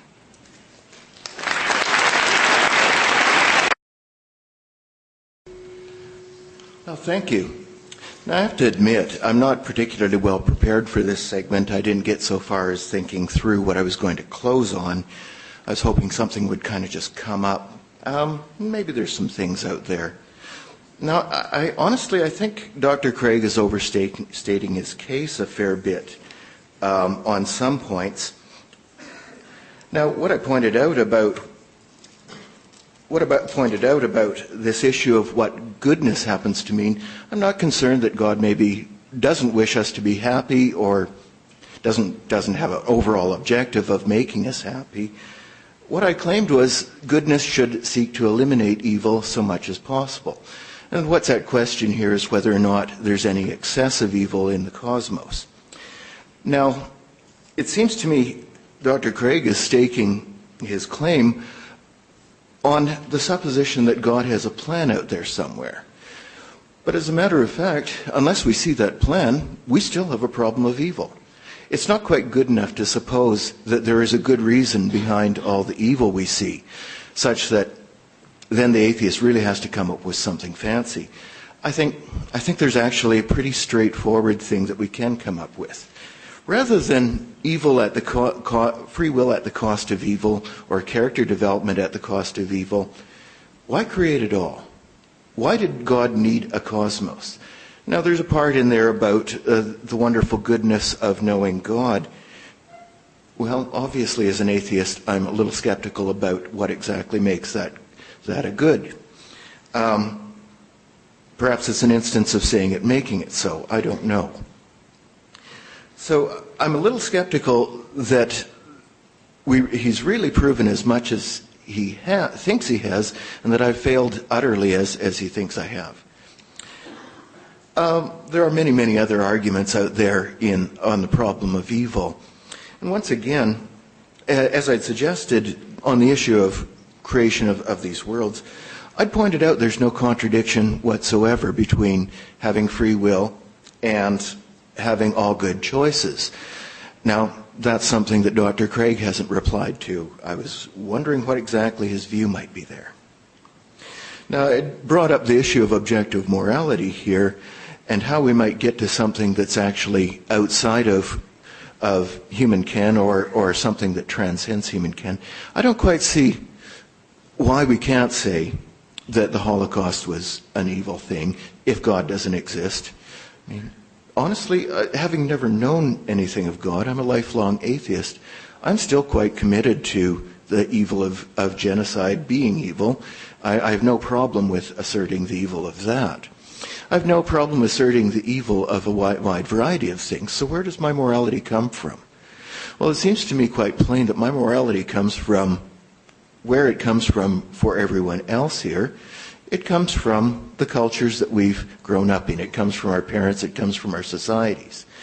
Now, I think once you've tracked the connection between society and morality, I'm not sure what the role for God ought to be there. I'm still unconvinced that there is some kind of support ontologically for morality out of God's existence. Now, Dr. Craig claims that God is a paradigm of morality, but I think that really can't be so. Because if that were so, well, thinking about the meter stick in France that is the paradigm of meters, one thing you can't say about that stick is that it's 1 meter long. Why can't you say that? Well, what are you going to measure it with exactly? Are you going to pull out your dusty old grade 3 meter stick and hold it up against the paradigm meter stick and say, nope, it's a little bit short? No, that's not going to work. So you can't measure, strictly speaking, the paradigm of the meter stick. And if God happens to be the paradigm of morality, well, we can't say he's good. But that's one of the standard claims, isn't it? So God couldn't be the paradigm of morality and without some odd consequences there. Sorry, what's my time like? Okay, well, rather than fight for something in my notes that might look like a good point, I think I'll call it quits. Thank you very much for putting up with a whole bunch of philosophy tonight. All right, so we'll have a question for Dr. Craig first. You are arguing from a Christian perspective, but couldn't most of your arguments, really the ones, except for the ones that deal with Jesus, also argue for a polytheistic point of view, or universe? I don't think that they would be consistent with a polytheistic view, but I think they would certainly be consistent with other monotheisms. For example, take the first argument about a cause of the universe. It seems to me that Occam's razor will shave away these additional deities. Occam's razor says don't postulate causes beyond necessity. You're only justified in positing as many causes as is necessary to explain the effect. So this will give you a creator of the universe, but it would be unwarranted to postulate a number of them. So I think my arguments would be consistent with Islam, Judaism, certain theistic forms of Hinduism. In fact, the first cosmological argument is actually an argument that was developed in great sophistication in medieval Islam, medieval Islamic theology, and some of its most prominent historical proponents are Muslim theologians like Al-Ghazali and Al-Kindi, for example. So I have a great appreciation of them. But where I differ with these other monotheisms is when it comes to the historical person, Jesus of Nazareth. Well, about all I could add to that was I wouldn't have taken Dr. Craig to be arguing for polytheism at all. I kind of assumed that I was just playing off the topic. But anyway. Great. Question for Dr. Williamson? Yeah, Dr. Williamson, I was just wondering if, considering the complexity of life, specifically the complexity of the human body, don't you think it takes more faith to believe that all of this just happened by chance than to believe that a mind went into the creation of it? Did you want me to repeat that? Or? Pardon me? Yeah, considering the complexity of life, specifically the complexity of the human body, don't you think it takes more faith to believe that it all happened by chance than to believe that a mind went into the creation of it all? Well, I guess I simply wouldn't bring faith into it at all. It seems to me there's some good theories, evolution, for example, out there that tell us all kinds of interesting things about the complexity of life. Frankly, rather than faith in a creator for life, I find it more fascinating to think that all of this came out of some very basic principles working over a long period of time. Thank you. And I get a counter response now? Yep. Okay. Any improbability in the origin of life or the origin of the human body or the origin of consciousness just layers on more improbability to the improbability that's already present in the fine-tuning. So to support the questioner's point of view, consider this from John Barrow and Frank Tipler's book, Anthropic Cosmological Principle. They list 10 steps in the course of human evolution, each of which is so improbable that before it would occur, the sun would have ceased to be a main sequence star and incinerated the Earth. And yet all 10 had to occur. They calculate the odds of the evolution of the human genome to be between somewhere between 4 to the negative 180th power to the negative 110,000th power, and 4 to the negative 360 power to the 110,000th power. I mean, these are inconceivable numbers. So that if evolution did occur, I think it would literally have to have been a miracle, and therefore evidence for the existence of God. Sorry, Garrett, is there any room for replies? If you want to, I mean, discussion. Okay, don't let me, nobody's at my mic anyway, so, oh, sorry. Nobody. Sorry, you're not close enough to the mic. I'd just like to comment. I mean, Dr. Craig, it seems to me you're using probability as an analog for impossibility. And then I think you commit the gambler's fallacy. You seem to be suggesting somehow that a long shot is something that takes a long time to come about. But it might have happened at the very first instant. It is a very long shot, for example, for me to win the lottery, but I might win at the first ticket I buy. Now, the gambler's fallacy is assuming that there's some connection between the odds for any given instance and the length of time over which you're doing it, such that typical gambler's fallacy suggests if I'm flipping a coin and I get 9 tails in a row, a head is certain next time. Well, that's not the way it works. The fact of the matter is we're here, and that indicates that that distant probability, whatever big a number you want to put on it, occurred. Well, it may not indicate that it occurred. It may indicate that there's a better, more probable explanation than that inconceivably improbable event actually took place. So we can't reason simply from our existence to saying, therefore, the improbable happened, because that may cry out for some other explanation of how we got here, like some sort of a guiding intelligence. But probability doesn't get you there. I think that the analogy, at least with respect to fine-tuning, isn't like the inverse gambler's fallacy that you mentioned. Because the correct analogy is not, for example, a lottery in which anybody's winning is equally improbable, but somebody has to win. It's more like a lottery in which billions and billions and billions of black balls are mixed together with one white ball. And one ball is going to be randomly chosen from the mix. And if it's black, you'll be killed. If it's white, you'll be permitted to live. The experiment takes place, and lo and behold, the white ball rolls down the chute. Now, what should you conclude? In a case like that, you ought to conclude that this wasn't random, this was rigged, because whichever ball rolls down the chute is equally improbable with any other ball. But whichever ball rolls down the chute, it is overwhelmingly more probable that it will be black rather than white. And that's the correct probability reasoning here, and it doesn't commit, I think, this gambler's fallacy. Well, I'm going to let you get on with it now. Yeah. Right, so we could probably discuss all the questions forever, but we'll limit it. I think we will stick with the sort of 2-minute, 1-minute reply just to keep things moving. So I'm going to read from some cards from the overflow right now. So this is a question for Dr. Craig. This says that Dr. Craig used the mathematical thought problem of the Infinity Hotel and its ludicrousy. However, isn't that exactly how theists view heaven? Okay. Let me try to explain, I think, what the questioner's getting at. Don't theists, or Christians at least, think that heaven is eternal life and that therefore this is infinite? There'll be an infinite number of years, say, in heaven. Here it's very important that we distinguish, I think, with respect to time, the difference between the past and the future. The past is actual in a way that the future is not.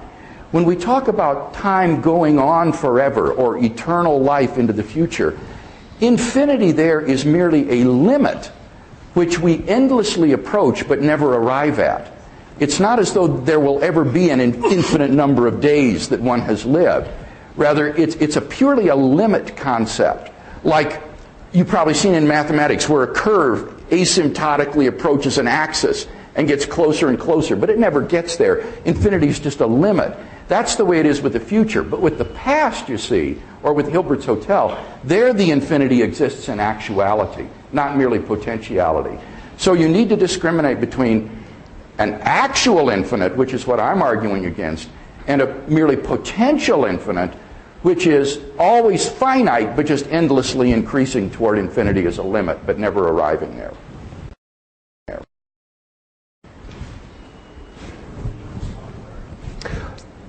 No, that's okay. Okay, so this is another card question for Dr. Williamson. It says that you've never addressed the issue of how one can explain a personal experience with God. How would you explain miracles and when God speaks with people and other things like that? What personal experience of God? I mean, do I have to believe in that?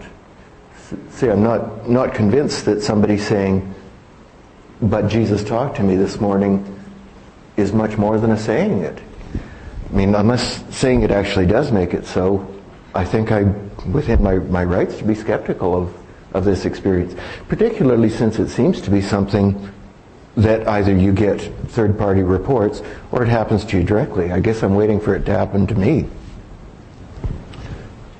Though the lightning bolt is much more likely. As I said when I presented this, it's not an argument for God's existence. And in that sense, I think Dr. Williams' response is quite right. Rather, I'm claiming for the person who has the immediate experience of God, it is rational for him to believe in God on the basis of that experience, unless he's got some other overriding reason to think that he's deluded. And so what I would encourage you to do, and Dr. Williamson to do, is to engage in a spiritual experiment. Begin to read the Bible and to pray and ask God to make himself real to you. Begin to go to worship or something of that sort. Begin a spiritual quest or journey and ask God to make himself real to you and see what happens. All right, so we'll go back to questions from the floor. So question for Dr. Craig. Hello, my question is that none of the physical Big Bang theories out there, none of them have the physicists start by saying God did it, then the Big Bang. That's why they're investigating it. And it cannot be scientific to include God did this or God before that, because it defies the principle of falsifiability, which is the cornerstone of our science. We cannot fill the gaps. Yeah, there is a question. So how do you explain basically the technique of filling the gaps of what we know right now with simply God did it when there is no way of testing it? Yeah. This is a wonderful question. Can we have the slide on the cosmological argument up again?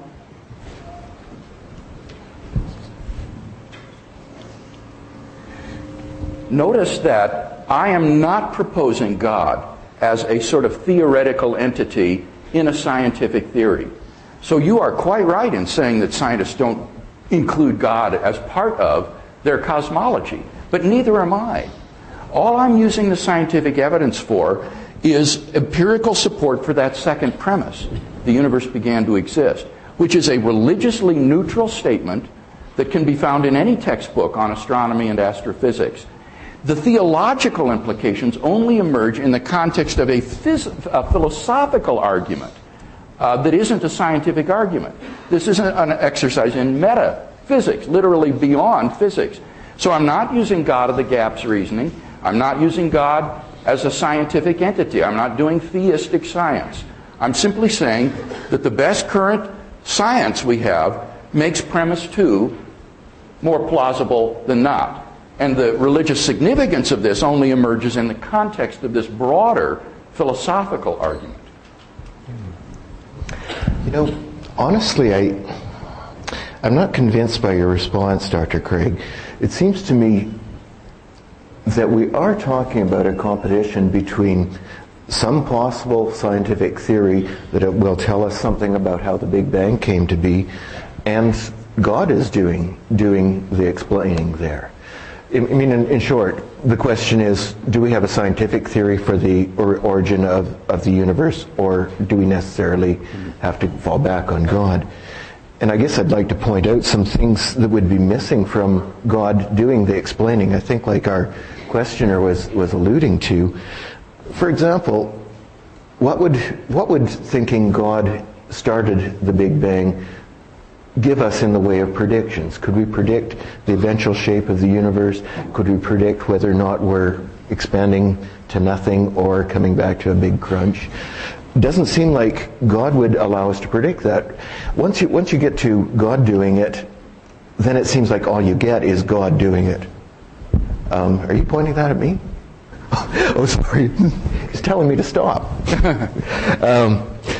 Scientific theories typically also allow us an integration of other theories. Like, think about static electricity and magnetism. We get a more powerful theory, and it brings two unrelated or previously unrelated phenomena together.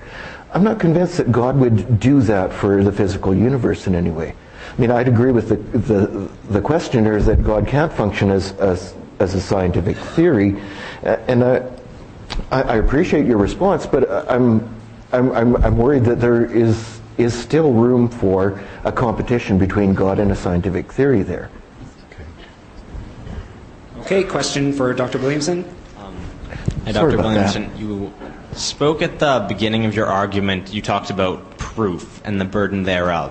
Mm-hmm. So I'm just wondering how you sort of reach a definition in your argument. Do you see that it just continuing on infinitely involving little more than just finding inconsistencies in the opposing side? Or can you imagine some situation where there would be a definitive proof for either God's existence or conversely his non-existence? Like, is there anything like absolute that you can conceive of that you would accept for those conditions? Oh, to prove God to me? Well, or either one. Like, is there any situation where you conceive of anyone saying definitively God exists or God does not exist?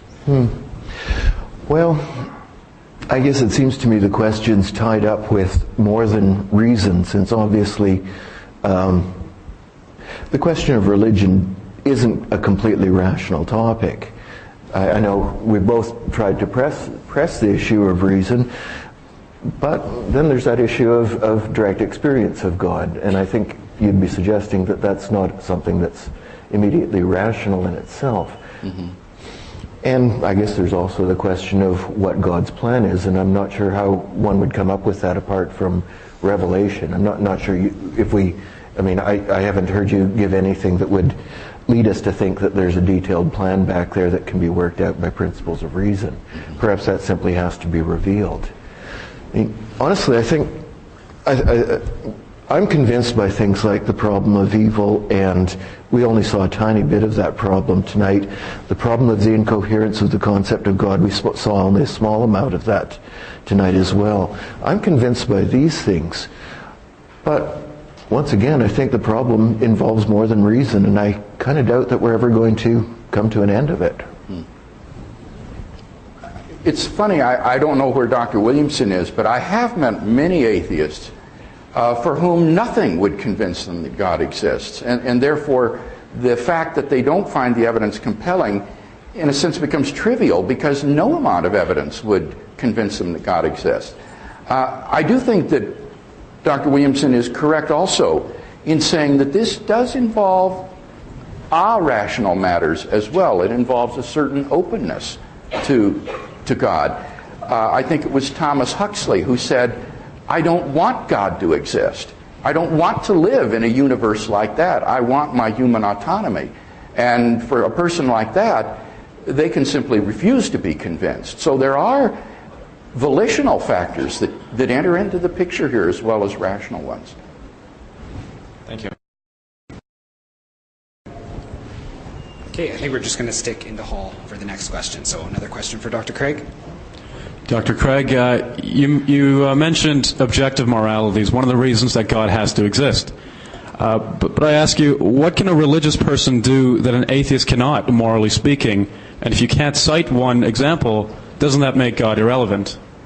No, it doesn't. I think to think that, you've misunderstood my argument. What I would say is that if God does not exist, then neither the atheist nor the theist can act morally, because there would be no objective morals.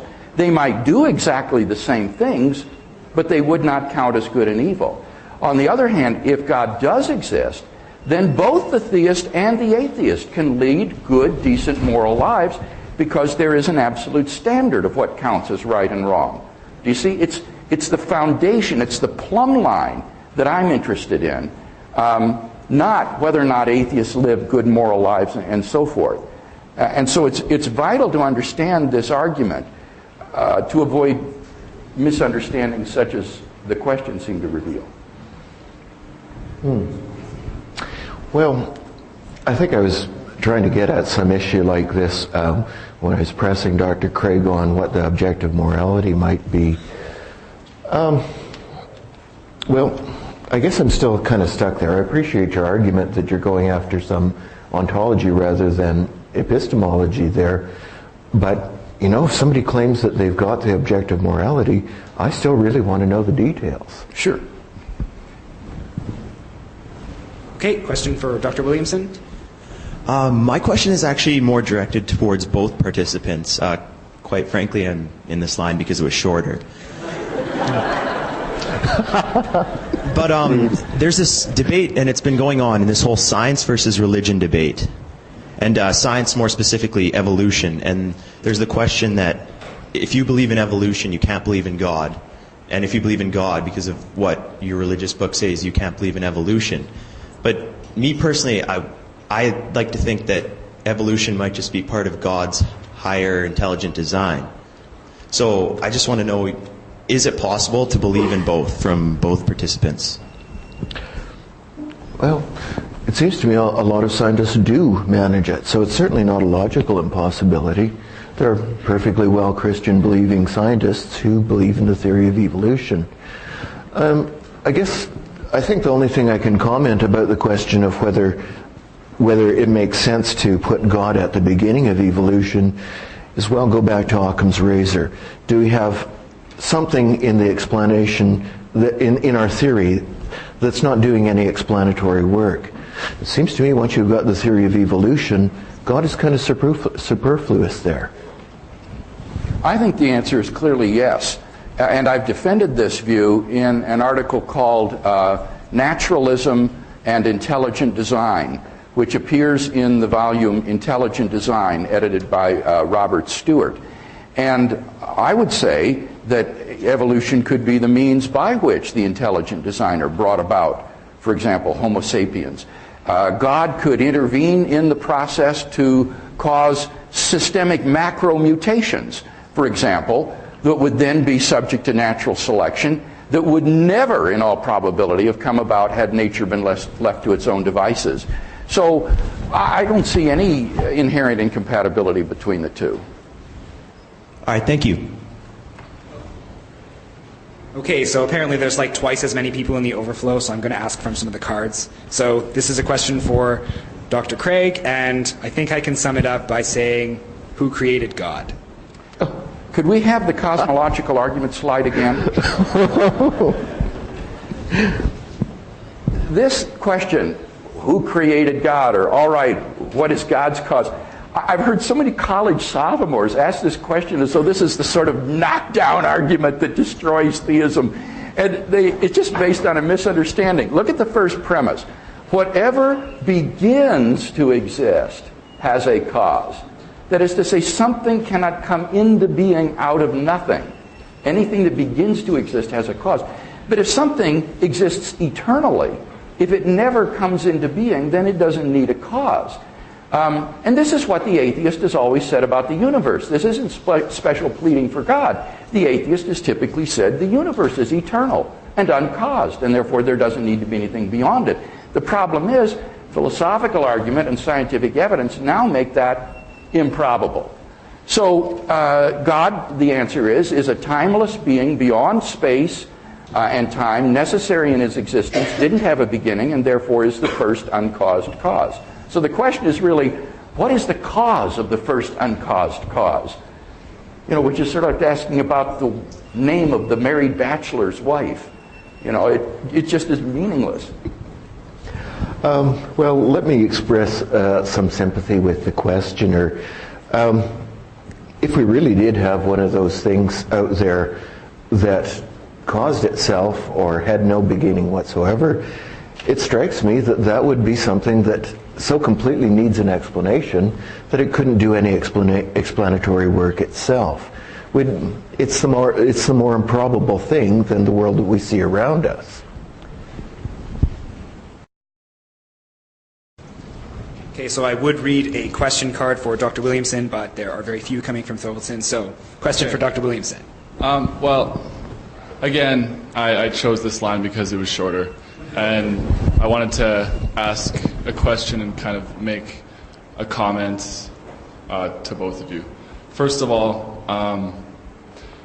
I didn't feel like I was persuaded one way or the other. I think most of us came in, like you said, into this debate with our preconceived notions of God and kind of like our mind made up. And if God does exist, and God is going to come into our life, I think it's going to happen regardless of whether or not this debate takes place. Also, it seems strange that two educated men, such as yourselves, used entirely sexist and gender-exclusive language throughout the whole debate. And I have three questions. First of all, regardless of whether or not you believe in God, and regardless of whether or not God exists, would you try and strive for a life filled with love? Yes? Yes? Could you repeat the question? Regardless of whether or not God exists, would you still live striving for a life filled with love? Yes or no? I'd go for it. Yeah? Yes, I think I probably would. All right. Now, do you believe that love is important or most important in this life, regardless of whether or not there's an afterlife? That's a two-parter. Regardless of whether or not there's an afterlife, do you believe that love in this life is important or most important? I think it's important. Okay. I'm not sure about No, most I wouldn't important. say so. It seems to me that in the absence of an afterlife, everything becomes futile, and that everything is reduced to meaninglessness. Okay, but you do believe that love is important, right? Oh, of course. Okay, so then do you think that maybe we could gain more progress, more human progress and more progress here at a university, discussing and having a debate on the plight of patriarchy throughout history, and obviously up to this point with sexist language, instead of dealing with something that we don't seem to be making any headway on, and we can't know for sure? So you're asking, wouldn't it be more important, rather than having this debate, to have a debate on patriarchy? Well, considering the fact... Do you have an open-ended question? Well, it's just a yes or no question. Right, that's a cross-examination. And so it's not going to be a discussion unless you ask something open-ended. Well, it just seems strange that there is this this use of sexist language and the exclusion of a number of people in this audience, and yet we're discussing, that seems something simple, and yet we're discussing and having a debate about something so huge and difficult. It just seems strange. Like, can you comment on that? Well, I certainly would regret that I used all sexist language. I don't. Sorry. I'm not sure what context I would be saying he, except to refer to Bill. That's all right. Or God. I guess I was making the assumption that we were talking about a Christian God who's typically depicted as male. Maybe that's sexist in itself. But remember, I'm the one who doesn't believe in him. I don't know. What are your thoughts? I think that this is the most fundamental and important question that a person can ask.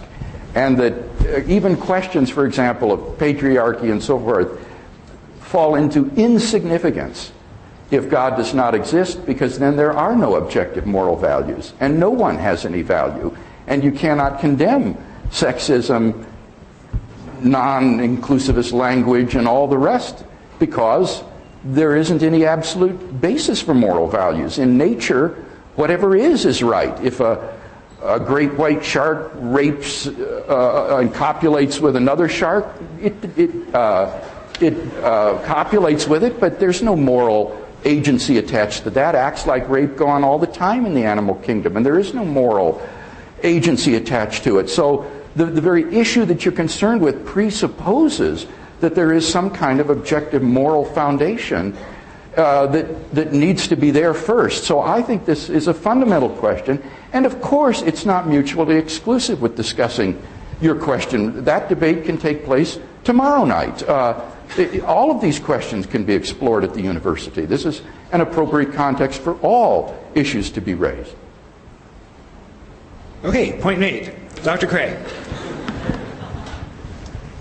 Okay, Dr. Craig, I believe in your opening statement you said that the finite doesn't exist apart from the mind. But if Say it again. I'm sorry, the infinite. If the infinite, you said the infinite doesn't exist apart from the mind. But if the infinite doesn't exist apart from the mind, how can God be infinite apart from the mind? Is it not highly possible for God to exist only in our minds? Right, very good question. Don't Christians or theists think that God is infinite? And if an actual infinite cannot exist, then how can God exist? It's important to understand that infinity, when it's applied to God, isn't a mathematical concept. It's not a quantitative concept.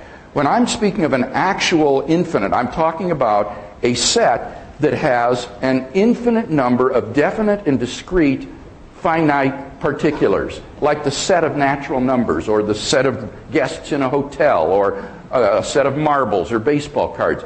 But when people talk about the infinity of God, this isn't a quantitative concept. God isn't a set composed of an infinite number of definite and discrete finite parts. Rather, it's a qualitative notion when one speaks of God's infinity. It just means things like God is all-powerful, all-knowing, all-good, eternal, necessary, all-present, and all of those superlative attributes. Infinity is, in a sense, just the umbrella term for all of those superlative attributes, and none of those are quantitative in nature. Those are qualitative. So I don't think that my argument against the existence of an actually infinite number of things has any bearing on this concept of the infinity of God. I don't think I have much to add to that. Yeah, I mean, with the infinite that we were talking about, there is the quantitative concept. Okay, question for Dr. Williamson. Hi, thank you for debate. I have a kind of stupid question. What is the, as a point of ETS, what is the cause of universe as a material object? What is the cause of the universe as a material object? What did make the universe? Do you have any answer for that one as it is? Well, I might if I was a physicist, but I'm not. I mean, I think that's the question that I would simply defer to the physicist who's working on cosmology, like Stephen Hawking or somebody like that. No, I mean, There is no answer for that one. Well, part of being an atheist is, to some extent, skepticism about some of the traditional metaphysical questions. So I guess my stance would be that science is responsible for answering that sort of thing. Actually, science is just, as far as I know, is observation. Something is there, but, you know, that we observe and say that this one was, so we can see that. If I ask this question from Dr. Craig, would say that God, and God is unmaterial, so that, I mean that unmaterial can make this material. But as an atheist, your answer is that I don't have any answer for the cause of universe. Well, as a philosopher, I don't think I do have an answer. It seems to me, as I pointed out, the scientists who do have the answer. And I think in terms of observation, science being observation, I think you're going to have to include observation of mathematics in that, because it's the mathematics that seems to be what cosmology is based on. This question gives me an opportunity to respond to the earlier points about the relationship between science and God. I want to again insist that I'm not suggesting that we postulate God as an explanatory scientific entity. That's not the way the argument works. Rather, as you suggested, science drives us back to the moment of creation. And on the standard Big Bang model, this is a singularity at which space and time begin, and all matter and energy come into being. This is the threshold at which science ends. And so I am willing to take hands off as a theist and say, scientists, you do your work. You find out how the universe began. And science drives back to that threshold. But then the philosophical question arises, where did the singularity come from? What brought the material universe into being? And there it seems to me it's entirely appropriate to say there is a metaphysical answer to that question, namely a cause beyond time and space that has brought the universe into being. And then I think you can deduce some of the properties of this cause, and they turn out to be rather theologically significant. Okay, so we're sort of reaching the end of our time. How are you guys feeling in terms of questions? Keep going? Fine. Sure, we can go for a few more minutes. Okay. All right, I have a question from Thorvaldsen Overflow. This is for Dr. Craig. What are some of the historical data that you cited in favor of a risen Jesus? Of what? A risen Jesus. Okay, wow. You remember I mentioned three facts that are agreed upon by most historians who have studied the historical Jesus: the empty tomb, the post-mortem appearances, and the very origin of the disciples' belief in Jesus' resurrection. What would be some of the underlying evidence that would support those? Well, in my written work, I list something like 8 lines of evidence under various of these points. For example, under the empty tomb, one would be that the empty tomb of Jesus is multiply attested in early independent sources. This is one of the most important criteria of historicity that a historian uses. If an event is attested in multiple independent early sources, then it is less likely that that event was just made up because you have the independent testimony to it. And the empty tomb is attested in something like 5 or 6 very early independent sources. Secondly, the historicity of the burial narrative supports the historicity of the empty tomb. The burial account of Jesus by Joseph of Arimathea in a tomb is widely recognized by historians as belonging to the portrait of the historical Jesus. But if the burial place of Jesus was known in Jerusalem to Jew and Christian alike, then a movement founded on the resurrection of a dead man would have been impossible in Jerusalem in the face of a tomb containing his corpse. So that the tomb must have been empty by the time the disciples began to proclaim his resurrection from the dead. A third factor that's persuaded a great number of historians is the fact that the empty tomb's discovery is attributed to women. In a patriarchal first century Jewish society, the testimony of women was regarded as worthless. Therefore, if the empty tomb story were a later legendary account, male disciples like Peter and John would have certainly been made to be the discoverers of the empty tomb. The fact that it is women whose testimony is worthless who are the discoverers of the empty tomb is best explained by the fact that they were the discoverers of the empty tomb, and the disciples, or rather the Gospels, record this awkward and embarrassing fact. Am I out of time? What? Yes? Okay, so I'd have to refer you again to the work on my website, reasonablefaith.org, where there's a lot more of this fascinating current study of the historical Jesus relative to this event. Is it fair game to redirect a question back to Dr. Craig? Okay. Dr. Craig, this is something I've wondered about. I'm not a Bible scholar by a long shot. Are there any other documents besides the Bible that talk about Jesus? Yeah, actually there are. Jesus of Nazareth is referred to in Roman, Jewish, and extra-biblical Christian sources.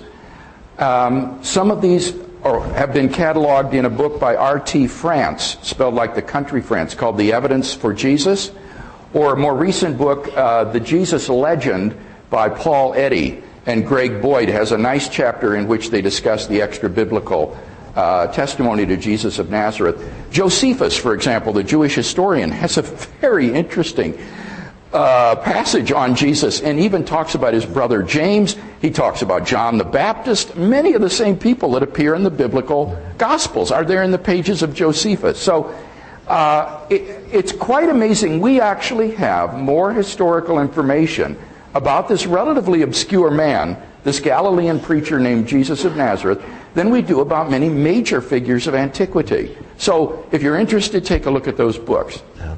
The reason I bring it up is simply in the course of preparing for this debate, I encountered the claims that there is no record of Jesus apart from... Who said that? Gospel.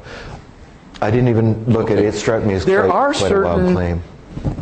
I will say there are certain kooks out there writing today, especially on the internet, people like G.A. Wells and others who make these radical claims like Jesus of Nazareth never existed and so forth. And they're completely rejected within the guild of professional historians and biblical scholars.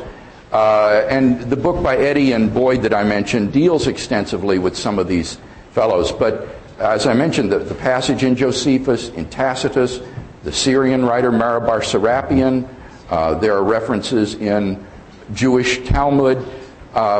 They're discussed in the sources that I gave you.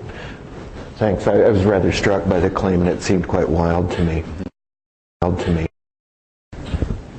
Okay, so we're thinking maybe 3 more questions. Does that sound good? Okay. So I'm going to do one more from a card, and then just the people who are at the mic right now. So if you're waiting in line, sorry, there's no time, but this is an excellent topic that you could all discuss at a later time. So this is a question for both of you, but we'll start with Dr. Williamson, and the question is, does objective morality actually exist? Well, once again, this is turning on the question of what counts as objective. And I'm troubled by Dr. Craig's apparent standard, because it seems to me to invoke something like the thing in itself, and that's a classic debacle for philosophy. I'm still working on the thought that if human culture is a historical,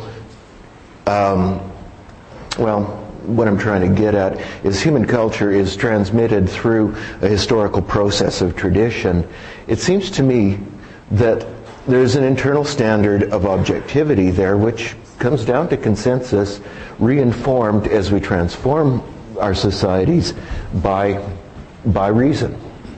Yeah, and as I said, I don't think consensus is enough for objectivity. Think of the Second World War. Imagine that the Nazis had somehow managed to win the Second World War and had exterminated or brainwashed everybody who disagreed with them, so that they succeeded in their genocide against the Jewish people, and everyone agreed that the Holocaust was really a good thing. I want to say that objectively they would have been mistaken, that the Holocaust was bad, even if everybody thought that it was good. But if God doesn't exist, I can't see how objective morality could exist, because all we would have is just consensus. We would be lost, it seems to me, in socio-cultural relativism. But surely that's not right. I think that we sense that what the Nazis did was abhorrent, it was morally wrong, and even if things had gone differently, if by some historical accident they had won the Second World War, that wouldn't have made what they did right. Morality doesn't hinge on the accidents of history. So for that reason, I do think objective morality exists, and it's for that reason that I think it needs to have a supernatural foundation. Okay, question for Dr. Craig. There's an issue that I perceive as severely problematic by any theist point that involves the fact that every single person in this room, and in fact every single person on this planet, is an atheist many times over in regards to the pantheon of gods that have come before. And the reality is that the people that believed in these gods believed it with every bit of fervency that anybody in here might believe in the Abrahamic God. And there's a problem there because none of those gods are any less likely, quite frankly. None of them are any less rational. They're all irrational. The fact of the matter is the possibility of Zeus existing is no less likely than the possibility of Yahweh. And I think it's a serious problem that I think has to be addressed, and it never has been to my liking, ever. It's easy to address. Definition of atheism. Remember, I'm going to read again from the Encyclopedia of Philosophy. According to the most usual definition, an atheist is a person who maintains that there is no God. That is, that the sentence God exists expresses a false proposition. Therefore, in no sense am I an atheist. Just because I deny the existence of Odin and Thor and Zeus and Hermes doesn't make me an atheist, because to be an atheist you need to believe the proposition there is no God. And I believe there is a God. I'm sorry, but that's semantics. Excuse me? That's semantics. No, You're sir, arguing it's semantics. not. This means that you believe a universally quantified statement. There is no such being as God. And I don't believe that, because I do believe that there is a God. So use a word other than atheist, it still comes to the same thing. No, what you have been led astray by a common sort of internet infidel talking point that is given to atheists to use against theists to make it seem like the atheist claim is less radical, that everybody is an atheist about other gods. And that's simply not true, because to be an atheist you have to believe there is no God at all. And I don't believe that, so in no sense am I an atheist. Now, you've simply asserted that belief in Odin and Thor and Zeus and so forth is no more rational or irrational than belief in classical theism. That's what this whole debate, in a sense, has been about. And to show that, you would have to refute all of my arguments. And you're welcome to do that. I think these arguments are sound arguments, and they're incompatible with the existence of these deities that you mentioned. So I'm willing to stand on the evidence that I've presented. Let me readapt the atheist, non-theist distinction you made. I guess what you'd have to say is that you're a non-Zoroastrian, a non-Odinist, a non-etc., etc. Sure. Yeah. I mean, I think the problem with the question is, to do this kind of argument, we're stuck with technical definitions. And I think the notion of atheist that's being used in the question is actually non-technical. It's being used as a slur, effectively, against someone who fails to believe in the correct God. I believe the early Greeks and the early Christians hurled atheists back and forth at each other simply because they didn't happen to believe in each other's gods. But that's not the technical sense of atheist that we're attempting to work with here. Okay, and last question of the evening for Dr. Williamson. For Dr. Williamson, from what I can understand, there are laws that govern our universe that seem to contradict the existence of the material world. Some of these laws include, like thermo. A couple of them that I can think of are a law that says energy cannot be created or destroyed, and another one that says energy moves from a state of order to disorder. So I was just wondering, how do you explain these laws from an atheistic viewpoint? Sorry, I didn't catch the first part of your question. Just some laws of nature, like the laws of thermodynamics, that don't that kind of tear down the existence of the material world alone, just standing by itself, without God. So those would be those two laws that I mentioned. They tear down the universe. Well, just the idea that energy cannot be created or destroyed, and the idea that energy moves from a state of order to disorder. Like chemical bonds are broken down and stuff like that, and you re-radiate heat and it goes off. So how do you explain those laws that govern us from the atheistic viewpoint? Honestly, I think I'm confused by the question. I'm not sure why those particular laws that you're worried about. See, I mean, once again, as an atheist, I think I would want to defer to science to do the explaining of those laws. What? Sorry. Sorry. Once again, I wanted to defer to the scientists to do the explaining of those. But I suppose, on speaking in terms of metaphysics or ontology, I think I'd attempt to refer them to, like, statistical regularities in the behavior of matter or something like that. I think the questioner raises a very interesting point with respect to the laws of thermodynamics. In tonight's debate, I've defended the beginning of the universe on the basis of the expansion of the universe.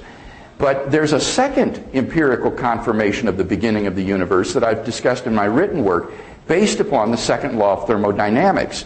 And it basically goes like this. In enough time, given a finite amount of time, the universe will finally reach a state of heat death or thermodynamic equilibrium in which all life will be impossible and further significant change will not occur. If the universe has existed forever, for infinite time, why is it not now in a state of thermodynamic heat death? It seems to me that the only plausible way out of that question is to deny the assumption on which it's based, namely that the universe has existed for infinite time. What scientists today believe is that the low entropy of the universe was put in at the beginning of the universe. It was created with it, and then the second law of thermodynamics kicks in, and we're on our way now toward equilibrium. But the universe began to exist and therefore had a finite past. So your relevant or reference to the laws is important and provides a second independent empirical confirmation of the absolute beginning of the universe, which shows that the universe is contingent and was brought into being by some kind of supernatural cause beyond time and space which created and designed it.